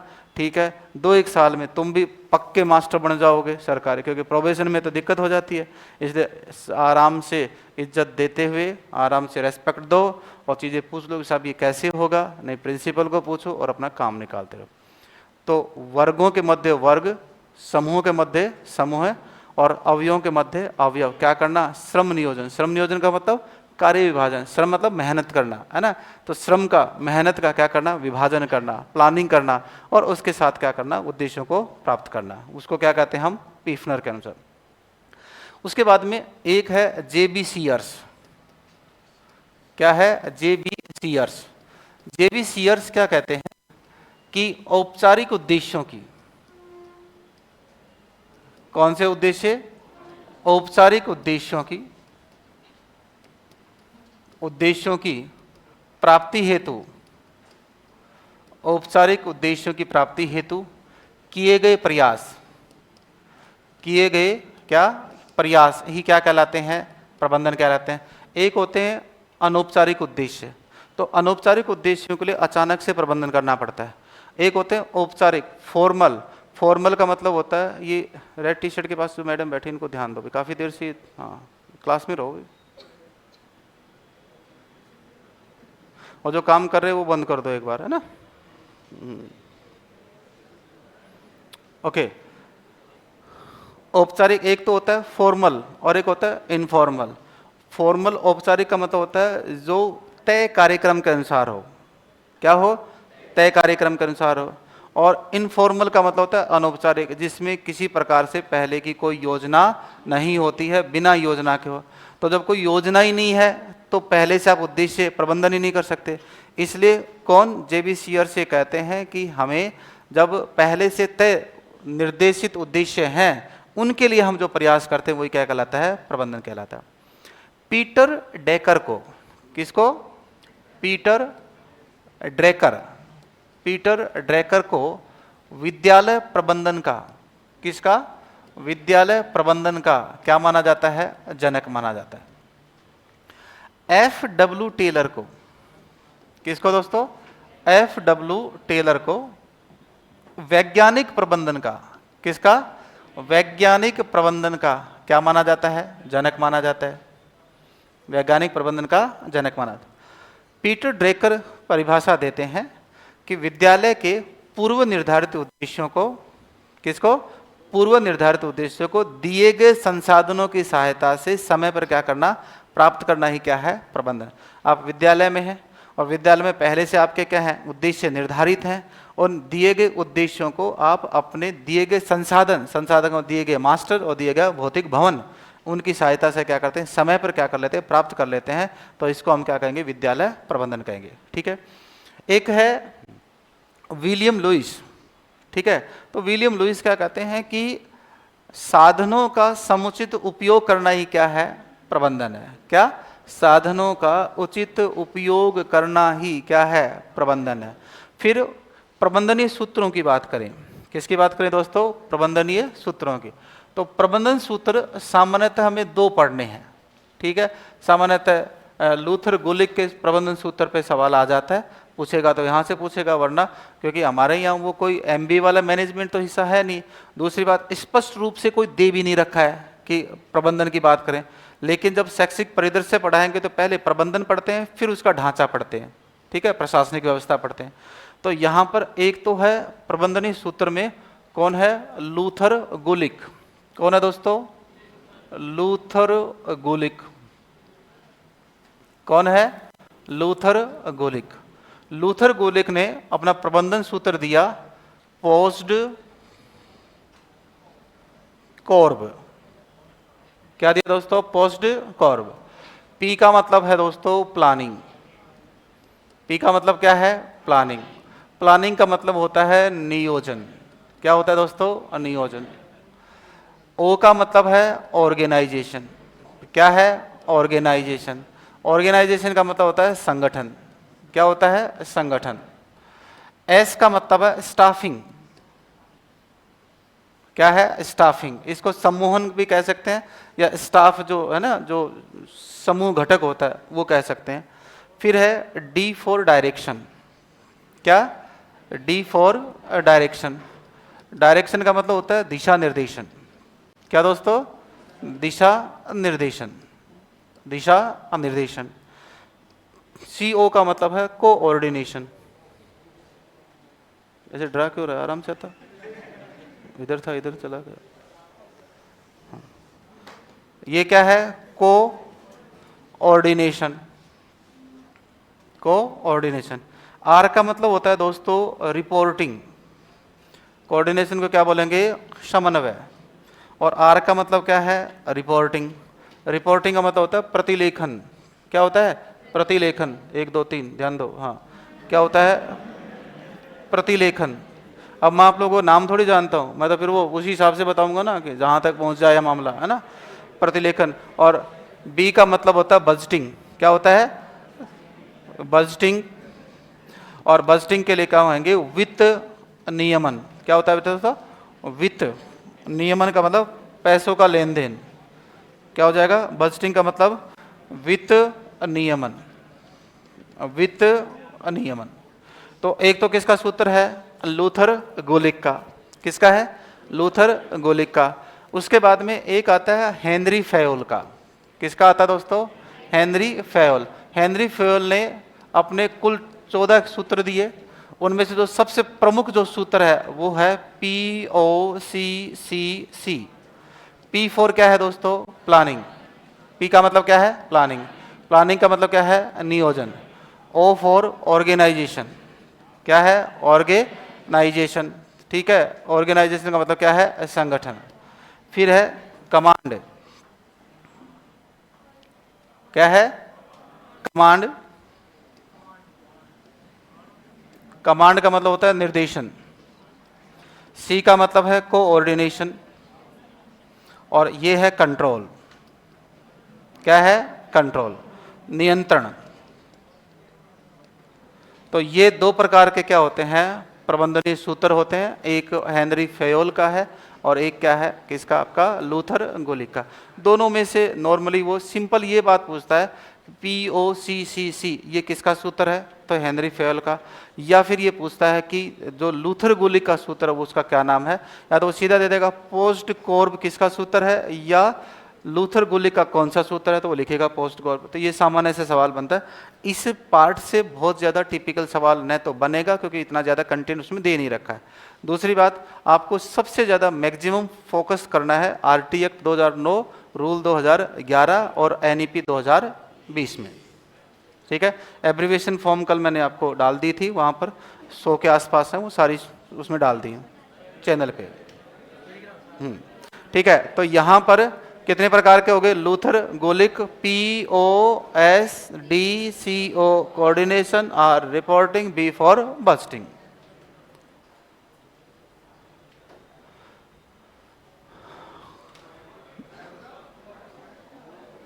ओके, अब इसको लिखेंगे, फिर हम एक एक शब्दों को समझेंगे कि इनका मतलब क्या होता है।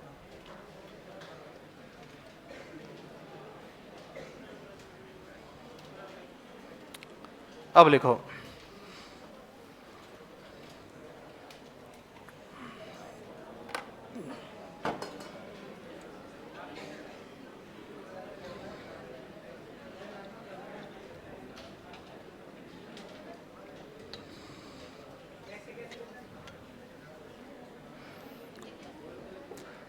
ये तीन तो ऐसे कैसे लिख लो जैसे मैंने लिख रखी है,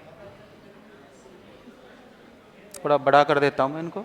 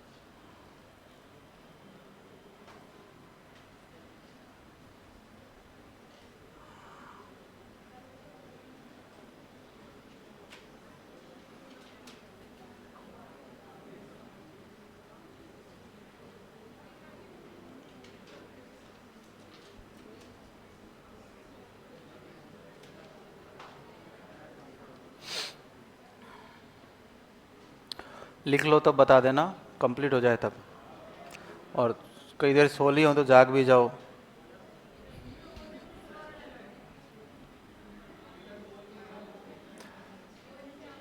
क्या कह रहे हो?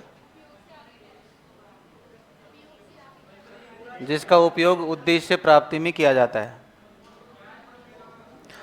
मैं बोल देता हूँ ना, तुम ही कह रहे थे हम लिख लेंगे, वो लिख लो। हाँ लिखो, शुरुआत से बोल रहा हूँ, 0 से बोल रहा हूँ। हाँ, इंसाइक्लोपीडिया से बोल रहा हूँ।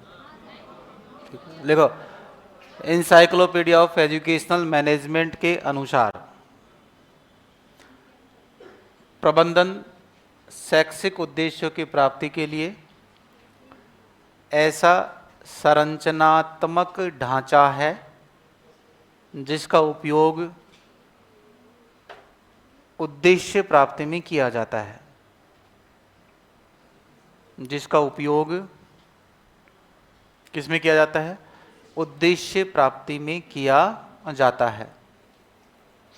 उद्देश्य प्राप्ति में किया जाता है। क्लियर? ठीक है। इसमें चलो इसको रहने दो, ये बाद में आ जाएगा। उद्देश्य प्राप्ति में किया जाता है। फिर लिखेंगे नंबर 2, J.D. मूने के अनुसार, J.D. मूने के अनुसार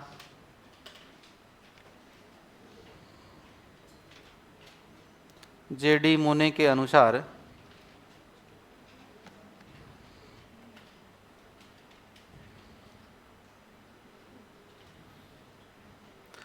लिखें, सामान्य उद्देश्यों की प्राप्ति हेतु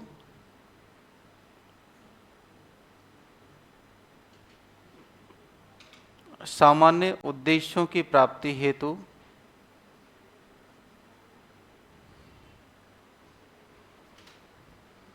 सामान्य उद्देश्यों की प्राप्ति हेतु किए गए मानवीय प्रयास,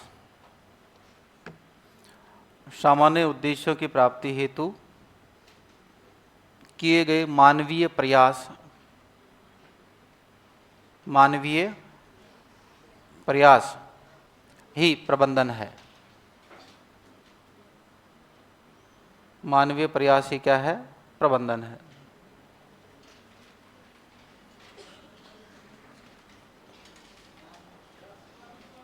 मानवीय प्रयास ही क्या है? प्रबंधन है। फिर लिखें, पीफनर के अनुसार, PIFNER, PIFNER, पीफनर के अनुसार, पीफनर के अनुसार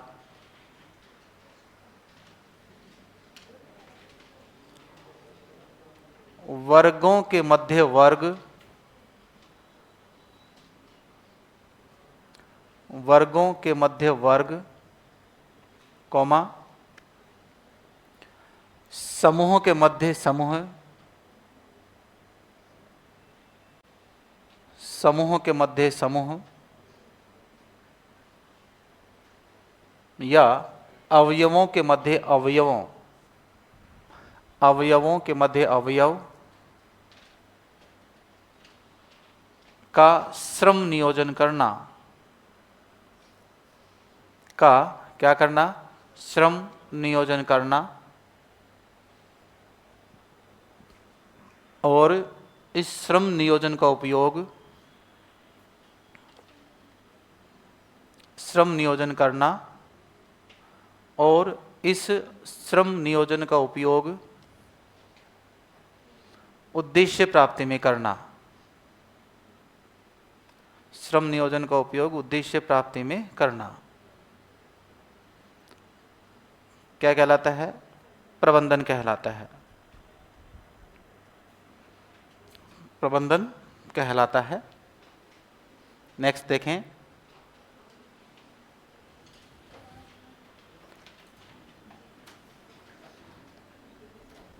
नेक्स्ट है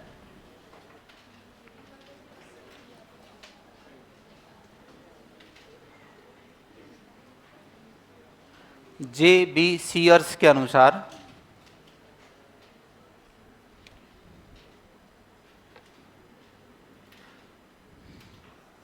जे.बी. सीयर्स के अनुसार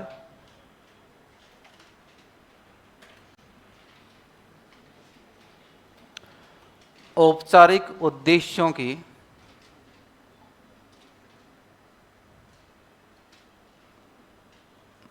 औपचारिक उद्देश्यों की प्राप्ति हेतु, औपचारिक उद्देश्यों की प्राप्ति हेतु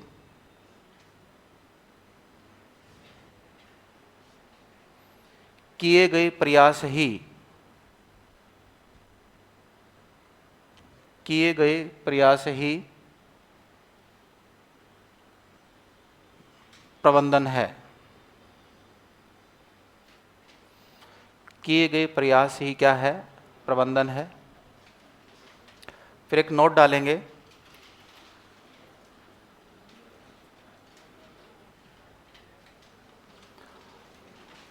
लेकिन प्रबंधन का सबसे पहले उपयोग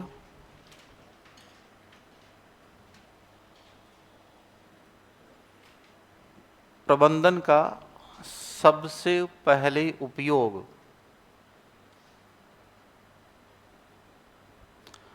उद्योगों या व्यापार क्षेत्र में किया गया, उद्योगों या किसमें, व्यापार क्षेत्र में किया गया।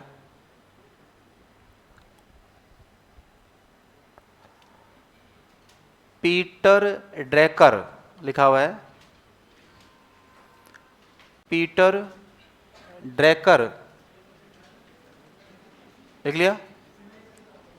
नहीं, नोट तो वो हो गया ना, फिर नीचे लिखेंगे पीटर ड्रैकर को प्रबंधन का जनक माना जाता है। पीटर ड्रैकर को क्या माना जाता है, प्रबंधन का क्या जनक माना जाता है, प्रबंधन का जनक माना जाता है। फिर लिखें पीटर ड्रैकर के अनुसार प्रबंधन की परिभाषा, ठीक है।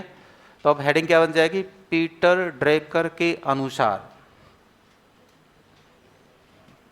पीटर ड्रैकर के अनुसार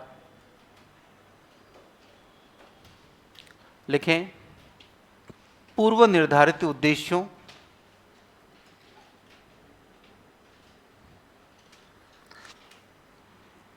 पूर्व निर्धारित उद्देश्यों को उपलब्ध संसाधनों के माध्यम से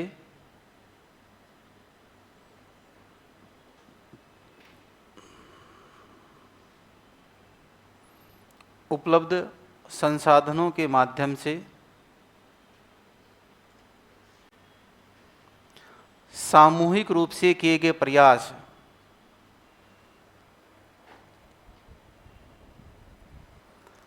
सामूहिक रूप से किए गए प्रयास ही प्रबंधन है। ही क्या है? प्रबंधन है। ही क्या है? प्रबंधन है। फिर लिखेंगे विलियम लुईक के अनुसार, और आगे वाले लिखे होंगे कुंट्ज के अनुसार।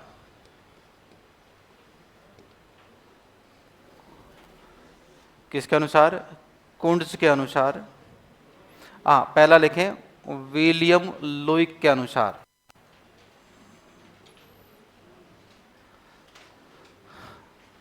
विलियम लुईक के अनुसार देखो, संसाधनों का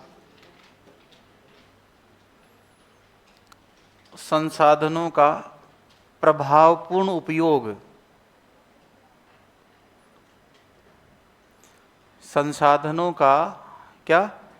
प्रभावपूर्ण उपयोग। जो भी हमें संसाधन मिले हैं उनका हम ढंग से क्या करें? उपयोग। वो भी एक अपने आप में क्या है? प्रबंधन है। संसाधनों का प्रभावपूर्ण उपयोग ही क्या है? प्रबंधन है। उसके बाद लिखें कुंट्ज के अनुसार, KUNTZ होता है इसका स्पेलिंग, है ना। कुंट्ज के अनुसार, कुंट्ज के अनुसार समूह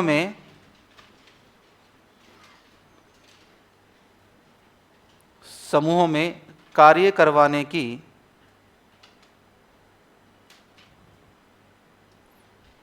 समूह में क्या करवाने की? कार्य करवाने की कला, कार्य करवाने की कला ही क्या है? प्रबंधन है। कार्य करवाने की कला ही क्या है? प्रबंधन है। फिर एक और रह गया FW टेलर।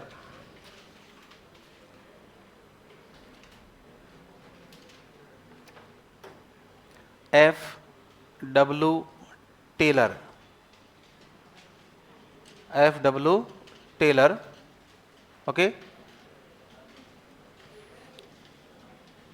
लेकिन FW टेलर को वैज्ञानिक प्रबंधन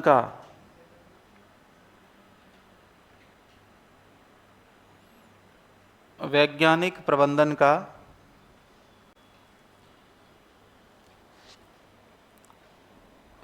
जनक माना जाता है। वैज्ञानिक प्रबंधन का क्या माना जाता है? जनक माना जाता है। इनके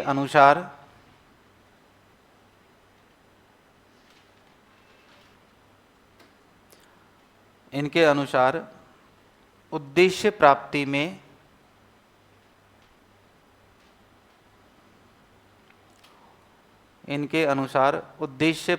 में वैज्ञानिक तकनीकियों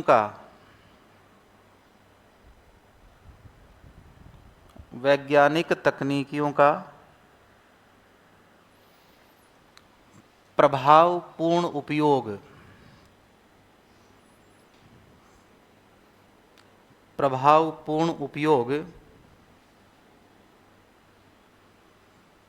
ही प्रबंधन है। प्रभावपूर्ण उपयोग ही क्या है दोस्तों? प्रबंधन है। ठीक है, एक बार देख लो वापस। एनसाइक्लोपीडिया ऑफ एजुकेशन मैनेजमेंट क्या कहता है कि प्रबंधन शैक्षिक उद्देश्यों की प्राप्ति के लिए कैसा है? संरचनात्मक ढांचा है जिसका उपयोग किसके लिए किया जाता है? उद्देश्य प्राप्ति में किया जाता है। फिर क्या है? सामान्य उद्देश्यों की प्राप्ति के लिए किए गए मानवीय प्रयास ही क्या है? प्रबंधन होता है। हम अपने उद्देश्यों की प्राप्ति के लिए हम अपने आप में क्या करते हैं? प्रयास करते हैं, वो भी अपने आप में क्या है? प्रबंधन है। जैसे घर में एक व्यक्ति रहता है, वो भी अपने आप के लिए क्या करता है? मैनेजमेंट करता है। ठीक है, उसके बाद में क्या है? पीफनर, वर्गों के मध्य वर्ग, समूह के मध्य समूह और अवयवों के मध्य अवयवों का श्रम विभाजन क्या करना? कार्य विभाजन करना ही क्या कहलाता है? नियोजन कहलाता है। उसके बाद देखें जेबी सीयर्स क्या कहते हैं, औपचारिक उद्देश्यों की प्राप्ति हेतु किए गए प्रयास क्या कहलाते हैं, प्रबंधन कहलाते हैं। फिर विलियम लुईक क्या कहते हैं कि संसाधनों का प्रभावपूर्ण उपयोग क्या कहलाता है, प्रबंधन कहलाता है। कुंच क्या कहता है कि समूह में कार्य करवाने की कला ही क्या है, ठीक है। अब समूह में सारे व्यक्ति तो ऐसे नहीं होते हैं जो कि हर आदमी बहुत ज़्यादा काम करने वाला। समूह में कोई धीमी गति से काम करने वाला भी होगा, समूह में कोई नाटक करने वाला भी होगा, समूह में कोई क्या होगा मतलब आलसी भी होगा, कोई बहुत अच्छे काम करने वाला। तो जो बहुत अच्छा काम करे उनको भी क्या करना है, अप्रिशिएट करना है, उनकी भी प्रशंसा करनी है, उनको वरना काम नहीं होगा। और दूसरी बात एक और ध्यान रखा जाता है कि जो समूह में काम कर रहे हैं, जो ज़्यादा अच्छा काम कर रहा है इसका मतलब ये नहीं कि उसको लपेटते रहो। काम सभी से करवाना है, जो काम नहीं कर रहा है उसको चाहे डरा कर कराओ, चाहे धमका कर कराओ, चाहे पुचकार कर कराओ, कैसे भी कराओ, लेकिन काम उससे भी करवाना है, ठीक है। तो सभी से आप किस तरीके से, है ना, जैसे सास नाम का जीव होता है ना परिवार में, समाज में। अब सास को अगर वो समझदार सास होती है तो वो नए काम करने वाली बहू से भी क्या करवा लेती है, उसकी टैक्टिस होती है, काम करवा लेती है ना, प्यार से कैसे भी करके, है ना, कोई छोटा मोटा लालच दे के या कुछ भी करके काम करवा लेती है। और जो बेवकूफ़ सास जिसकी कैटेगरी में आएगी वो क्या कर लेगी, लड़ाई कर लेगी, और लड़ाई कर लेगी और खुद काम करने लग जाएगी। बहू क्या सोचेगी, मौज हो गई, लड़ाई होगी, अब आराम से बैठकर वो व्हाट्सएप पे चैट करेगी, और सास क्या बन रही है, खाना। उसमें एक बार सोशल मीडिया पे मैंने देखा था कि एक लड़का आता है बेचारा ऑफिस से, उसकी बहन और उसकी बीवी दोनों हैं, जैसे गेट खुलता है दोनों लड़ने लग जाती हैं। तो लड़का कहता है लड़ क्यों रही हो, तो उसकी बहन कहती है कि तुम्हारी मतलब क्या को वाइफ को बोलो कि खाना ये बनाएगी, मैं कोई रोज़ थोड़ी आती हूँ, ठीक है। तो उसकी वाइफ क्या कहती है, क्यों मैं ही रोज़ रोज़ क्यों खाना बनाऊँ, तुम नहीं बना सकते, तुम्हारी बहन है ये बना सकती है, ये ऐसा क्या हो गया कि मैं ही बनाऊँ। तो लड़का दुखी होकर क्या कहता है, दोनों लड़ो मत, मैं बनाता हूँ। तो बेचारा शुरू हो जाता है। उसके बाद वो दोनों एक दूसरे से ताली पीटती हैं, बोलो मौज हो गई, अब बता और क्या खाना है ना। इसका मतलब पहले से क्या था, ये भी अपने आप में क्या है, मैनेजमेंट है। तो एक प्रधानाध्यापक किस प्रकार से मैनेज करता है अपने सारे लोगों को, वो समूह में कैसे काम करवाता है, वही अपने आप में क्या कहलाता है, प्रबंधन कहलाता है। पीटर ड्रैकर को विद्यालय प्रबंधन का क्या माना जाता है, जनक माना जाता है। FW टेलर को वैज्ञानिक प्रबंधन का क्या माना जाता है, जनक माना जाता है, ठीक है। ये होगी कौन सा, परिभाषाओं वाला आपका पार्ट रहा। मैंने मैक्सिमम कोशिश की है कि लगभग सारी लिखवाई हैं कि कहीं से कोई चीज़ें रहे नहीं, ठीक है। बाकी तुम्हारी किस्मत है, क्या होता है क्या नहीं होता है। मैं मेरे प्रयास मैंने पूरे किए हैं, जितनी कोशिश हो सकता उतना इसके अकॉर्डिंग देने की कोशिश की कि ये पूरा हो जाए, ठीक है। विशेषताएं भी लगभग 15-20 करवा दी होंगी, लगभग सारी विशेषताएं करवा दी हैं, ओके। फिर आप हेडिंग डालो प्रबंधनीय सूत्र।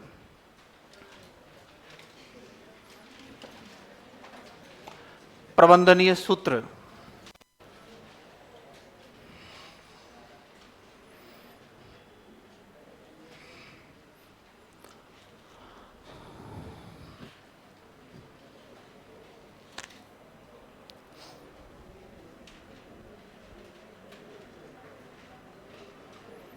प्रबंधनीय सूत्र, ठीक है। तो पहला लिखो लूथर गुलिक का प्रबंधनीय सूत्र। क्या नहीं, ये देख बहुत सिंपल सा लिखा और तेरे सामने है बिल्कुल, है ना। कोई भी मतलब मैंने ये ध्यान नहीं दिया किसने बोला, है ना। लूथर गुलिक का प्रबंधनीय सूत्र। अब ये तुम्हें बनाना है ना, ये वाला लूथर गुलिक का प्रबंधनीय सूत्र।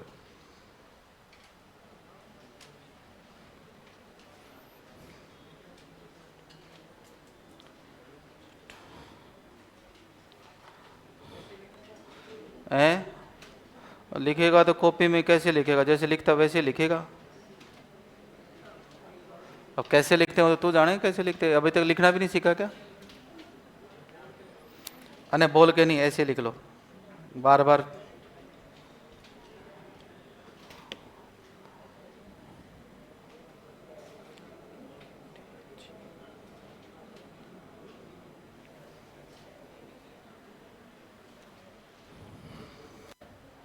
ये बजटिंग है।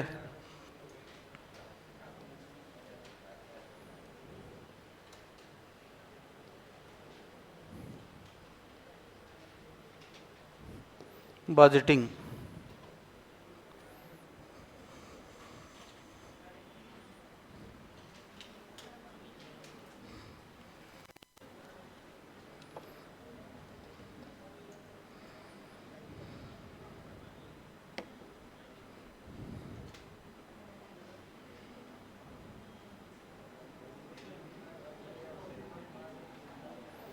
P for planning, नियोजन,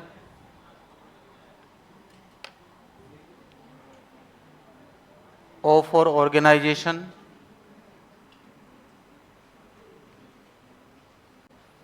O for organization, संगठन,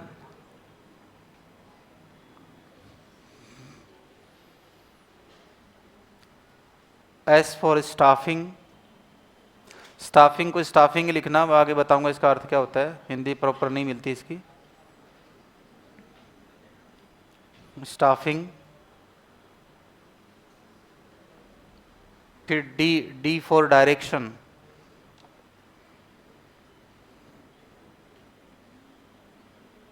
क्या लिखेंगे, डायरेक्शन।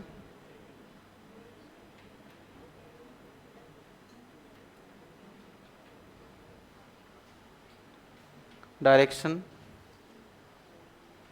दिशा निर्देशन।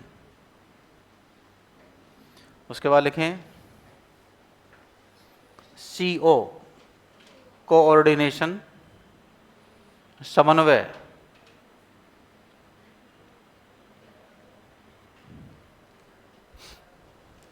समन्वय,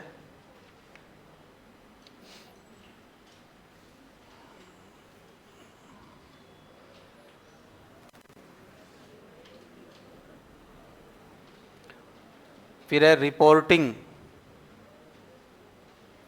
रिपोर्टिंग, प्रतिलेखा लिख लो या प्रतिवेदन लिख लो, प्रतिवेदन। और फिर B फॉर है बजटिंग, धीरे बोलूं, बजटिंग। हाँ हाँ कोई बात नहीं, लिखो। R for reporting, REPORTING। और क्या लिखूंगा, अब इतने बहुत जमा जमा के थोड़ी लिखूंगा यहाँ पर, ज़्यादा दिक्कत है तो कॉपी ले आना, मैं बाद में लिख दूंगा। फिर लिखो B for budgeting, BUDGETTING, budgeting. वित्त नियमन,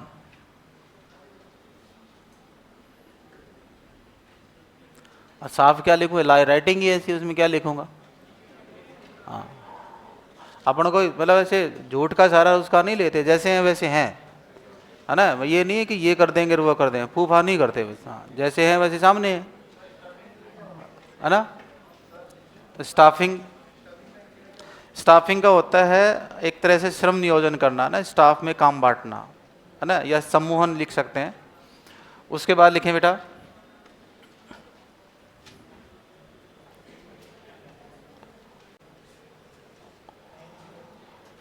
हेनरी फयोल का,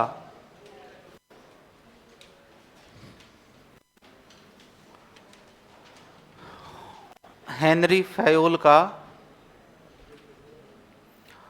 प्रबंधनीय सूत्र।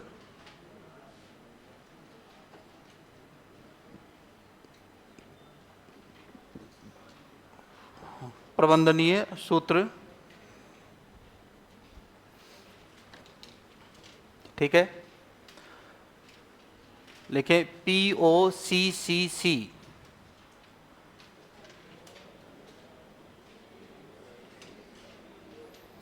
POCCC।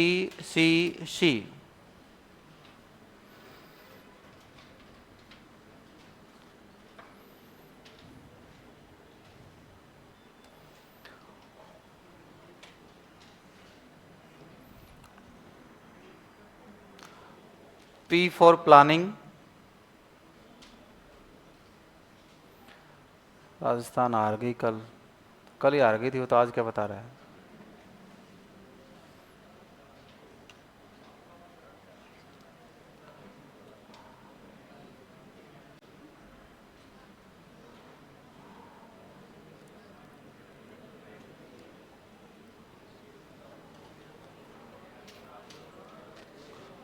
लिख लिया। फिर लिखो C फॉर कमांड,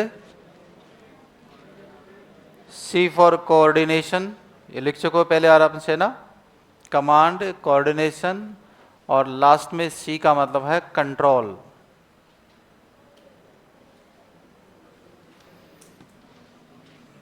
कंट्रोल,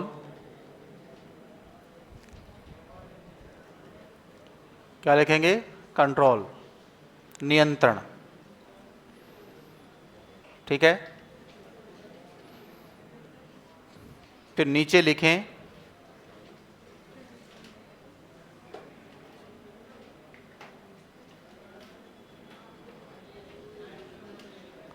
क्या हुआ? क्या बात हो गई? बोलूं? नहीं बोलूं? नाराज हो हैं? लिखो, हेनरी फयोल ने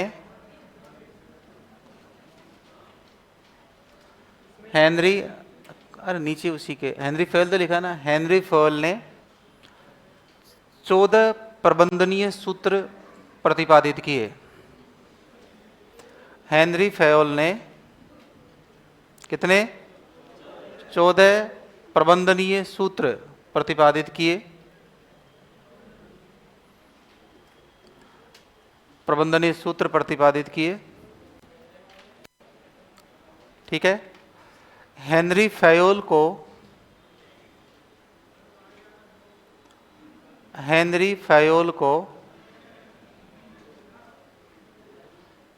प्रबंधनीय सिद्धांतों का जनक माना जाता है। हेनरी फयोल को प्रबंधनीय सिद्धांतों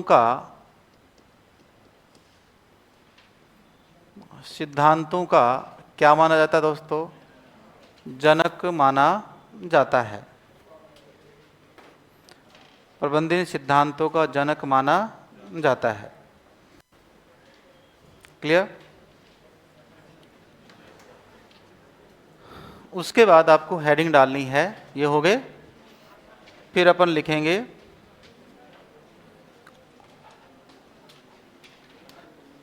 प्रबंधन के कार्य।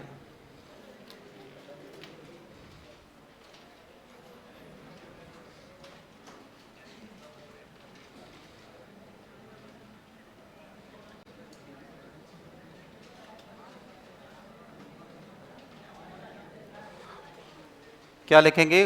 प्रबंधन के कार्य।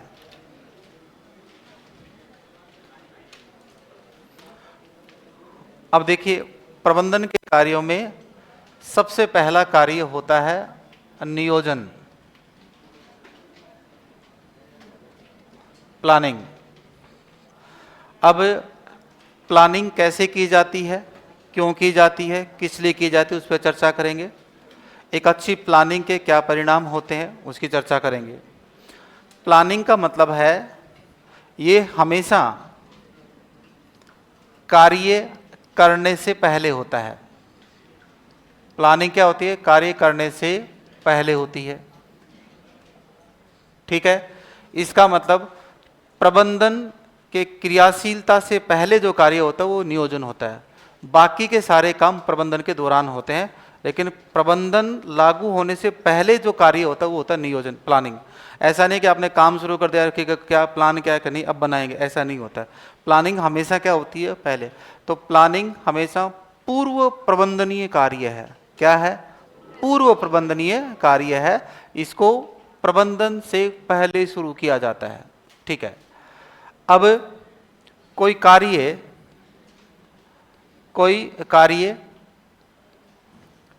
कैसे होगा, कार्य कब होगा, किसकी सहायता से होगा, किसकी सहायता से होगा, कौन करेगा और कैसे करेगा। इस कार्य को करने के संबंध में कब, कहाँ, क्यों, कैसे, किस लिए, किसकी सहायता से, इन सब के संबंध में पहले ही, क्या कर लेना? पूर्व निर्धारण कर लेना, ये तय कर लेना कि इस कार्य को ये करेगा, इस कार्य को ये करेगा और तब करेगा। ठीक है, उसको समय दिया जाएगा किसकी सहायता से? इन साधनों की सहायता से करेगा। किस समय होगा? समय दिया जाएगा। कैसे करेगा? बताया जाएगा कि ये काम ऐसे करना है। इसका मतलब ये हुआ कि प्रबंधन में नियोजन जो प्रोसेस है, व्हाइट शर्ट 2 बार टोक रहा हूँ भाई साहब, देख लो कि मैंने व्हाइट शर्ट बोला, आपने नजर उठाई, बाकी सब लोग मेरी तरफ ही देख रहे थे। बंद कर ले उसको, थोड़ी देर बाद बात कर लेना। देख चेहरा तो कितना मासूम सा बना रखा है ना, और मतलब थोड़ा ध्यान दे यार, तेरे लिए है ये काम, है ना। अब इतना खतरनाक नजरों से मत देख, मुझे शर्म आ जाएगी। हाँ देखो क्या था कि कोई कार्य कब कहां, ओ सर था, ध्यान दो। कोई कार्य कब कहां कैसे क्यों किस लिए किया जाना है, इस संबंध में क्या, इस संबंध में पहले से, भाई देखो ध्यान रखो, आप करो ही मत ना, मौका ही क्यों दे रहे हो, थोड़ा ध्यान दो ना। ये बातें इनको टोकता हूं तो मैं आपको टोकने का भी पूरा अधिकार रखता हूं, ठीक है। ये ज्यादा नहीं, तो बात सही की जाए उसका सही समर्थन करो, ठीक है। इसमें आप रिएक्शन दो चाहे मत दो, उससे कोई फर्क नहीं पड़ना है, क्योंकि अगर आप इन चीज़ों में हैं तो फिर बोला जाएगा, या फिर पहले से ही आप क्या करो, ध्यान रखो अपना। और गुरुजी अगर टोकते हैं तो उसका मीनिंग निकलता है। और अच्छा, मुझे आपकी पर्सनल लाइफ से और पर्सनल एटीट्यूड से कोई लेना देना नहीं, ठीक है। तो मैं तो आपको टोकूंगा तो आप लोगों को भी टोकूंगा, इसमें चाहे आप नाराज हो चाहे राजी रहें, आई डोंट केयर, सीधा हिसाब, ठीक है। आगे लिखें। हाँ, नियोजन क्या कहलाता है कि कोई कार्य कब कहाँ कैसे क्यों किस लिए किया जाएगा, इसके बारे में पहले से क्या करना, निर्धारण करना, क्या कहलाता है, नियोजन कहलाता है। इस बात का भी ध्यान दिया जाएगा कि जो कार्य करेगा उसके परिणाम क्या प्राप्त होंगे, मतलब अनुमान लगा जाएगा कि कार्य के परिणाम क्या होंगे और उसकी नैतिक जिम्मेदारी किसकी होगी। जैसे अगर मैं मान लीजिए ज्योग्राफी सब्जेक्ट पढ़ा रहा हूँ, मैं सरकार में गवर्नमेंट में भर्ती ज्योग्राफी लेक्चरर हुआ हूँ, ठीक है। 4 साल मैंने ज्योग्राफी पढ़ाई है, और मैं जब, अब तो खैर नहीं पढ़ाने का मौका मिलेगा मेरे को, कारण है कि मैं अब प्रिंसिपल बन जाऊंगा थोड़े दिनों में, और जैसे ही जाऊंगा तो फिर मेरे को पढ़ाना पड़ेगा ही नहीं, है ना। और मैंने 4 साल राम राम बोल के ज्योग्राफी पढ़ाई थी, क्योंकि मेरा मदर सब्जेक्ट था बायोलॉजी। फिर मैंने पढ़ाना शुरू कर दिया 2012 से साइकोलॉजी, फिर साइकोलॉजी से पीजी किया, पीजी करने के बाद में मैंने नेट क्वालिफाइड किया साइकोलॉजी से, और 12 से साइकोलॉजी पढ़ा रहा हूँ, ठीक है। फिर मैंने एग्ज़ाम दिया 2016 में बायोलॉजी से और ज्योग्राफी से, बायोलॉजी और ज्योग्राफी दोनों में सिलेक्शन हो गया, तो मैंने बायोलॉजी को छोड़ दिया और ज्योग्राफी को चुन लिया। फिर ज्योग्राफी पढ़ाना शुरू कर दिया, फिर सारे दिमाग के तार हिलने लग गए, क्योंकि बायोलॉजी ज्योग्राफी साइकोलॉजी, और रहा सा बचा खुचा क्या आ गया, मैनेजमेंट आ गया। तो दिमाग एक ही तो है, तो दिमाग होने लगा हैंग, और फिर मैंने बायोलॉजी को विदा किया, ठीक है। अब धीरे धीरे क्या कर दिया, ज्योग्राफी को विदा कर दिया। अब भाई साहब मैं किसी को विदा नहीं करूंगा, मैं मेरी साइकोलॉजी पढ़ाता हूं कोचिंग्स में, और मेरा काम ठीक ठाक चलता है ना। प्रायोरिटी में रखते हैं, प्रबंधन भी सबसे पहले रखता है, तो इस बात का मुझे खुशी है। और मुझे अब कुछ नहीं करना, बस यही पढ़ाऊंगा और किताबों का काम करूंगा, राइटिंग का। आगे चलकर क्लिनिकल साइकोलॉजी में काम करूंगा, मनोचिकित्सा में, बस यही प्लानिंग है। ये पहले से तय, अपना सिस्टम सेट है। हाँ, अब लिखो नियोजन का मतलब, लिखो नियोजन। देखो, कोई कार्य कब कहां कैसे, कोई कार्य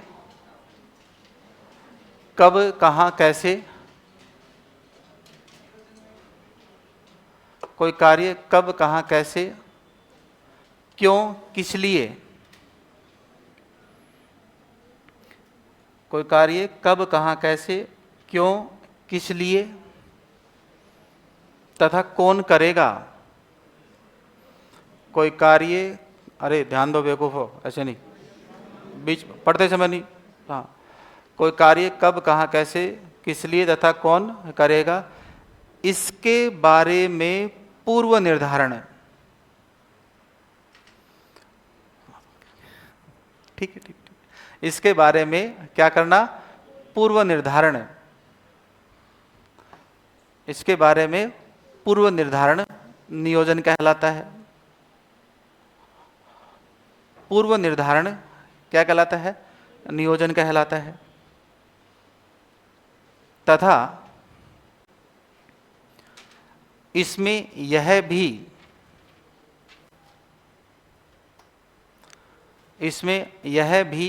निर्धारित कर लिया जाता है,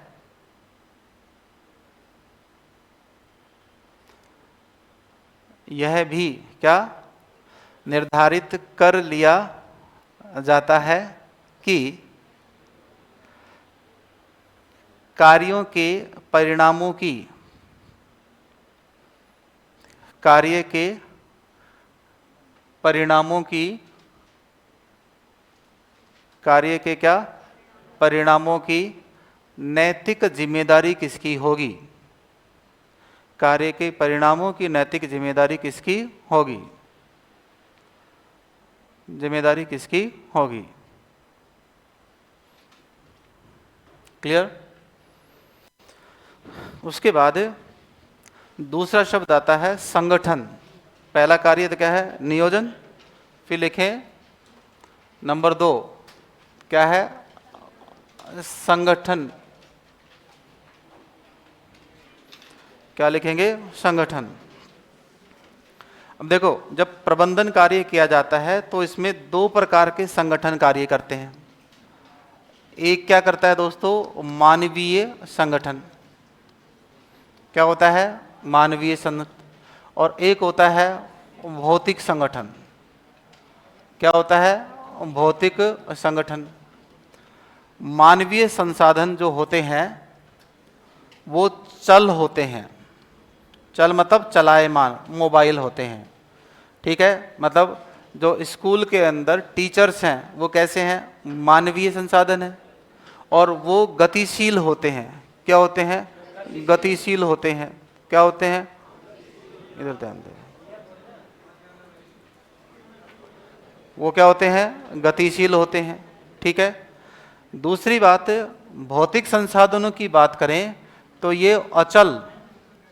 अब बिल्डिंग तो जाके चलेगी नहीं, तो भौतिक संसाधन में क्या आएगी, विद्यालय भवन आएगा। तो ये क्या होते हैं दोस्तों, अचल होते हैं। तो मानवीय संसाधन चल और भौतिक संसाधन क्या होते हैं, अचल होते हैं। मानवीय संसाधन साधक होते हैं। क्या होते हैं दोस्तों, साधक होते हैं। ठीक है, जो उद्देश्यों को साधते हैं। क्लियर है बात। जबकि भौतिक संसाधन क्या होते हैं, साधन होते हैं। भौतिक संसाधन क्या होते हैं, साधन होते हैं। सामान्यतः मानवीय संसाधनों के द्वारा भौतिक संसाधनों का उपयोग किया जाता है। किसका उपयोग किया जाता है, मानवीय संसाधनों द्वारा भौतिक संसाधनों का उपयोग किया जाता है। ठीक है, तो 2 चीजें ध्यान रखेंगे, मानवीय संसाधन चल और भौतिक संसाधन अचल। मानवीय संसाधन साधक होते हैं। ठीक है, और ये क्या है, साधन होते हैं। मानवीय संसाधन लक्ष्यों की पूर्ति हेतु, किसकी पूर्ति हेतु, लक्ष्यों की पूर्ति हेतु भौतिक संसाधनों का क्या करते हैं, उपयोग करते हैं। तो इस प्रकार से हमारे संगठन तय होता है। एक तो मानवीय संसाधनों का संगठन और एक क्या होता है, भौतिक संसाधनों का संगठन। लिखो। हाँ बोल रहा हूं, कुछ भी कहो यार, तुम हो अच्छे। लिखो बेटा, पहला लिखो संगठन। लिखें, प्रबंधनीय संगठन में, प्रबंधनीय संगठन में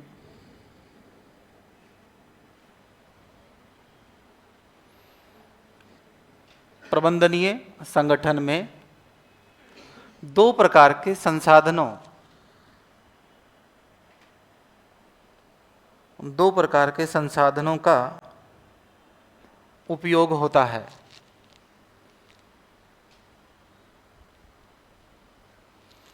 दो प्रकार के संसाधनों का उपयोग होता है। पहला मानवीय संसाधन,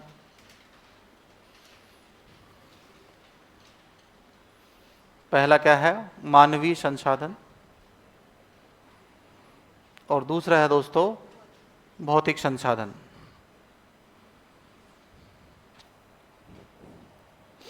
भौतिक संसाधन, ठीक है। लिखिए मानवीय संसाधन चल होते हैं। अरे लिखो, मानवीय संसाधन, देखो सुनो, इसको फोकस करो, है ना, काम में लो इसको। मानवीय संसाधन लिखो, चल होते हैं। इसको चला,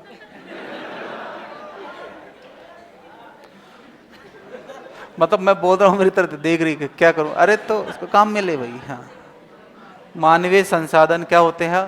चल होते हैं, जबकि भौतिक संसाधन अचल होते हैं। मानवीय संसाधन क्या होते हैं? चल होते हैं, ठीक है। जबकि भौतिक संसाधन क्या होते हैं बेटा? अचल होते हैं, ठीक है। मानवीय संसाधन साधक होते हैं। मानवीय संसाधन क्या होते हैं? साधक होते हैं, जबकि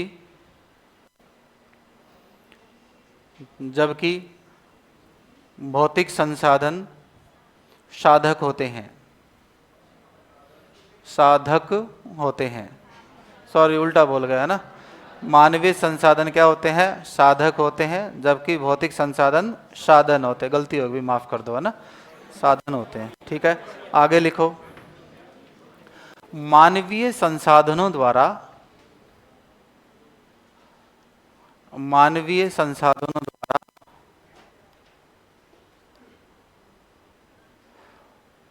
उद्देश्य प्राप्ति हेतु, मानवीय संसाधनों द्वारा क्या? उद्देश्य प्राप्ति हेतु भौतिक संसाधनों का उपयोग किया जाता है।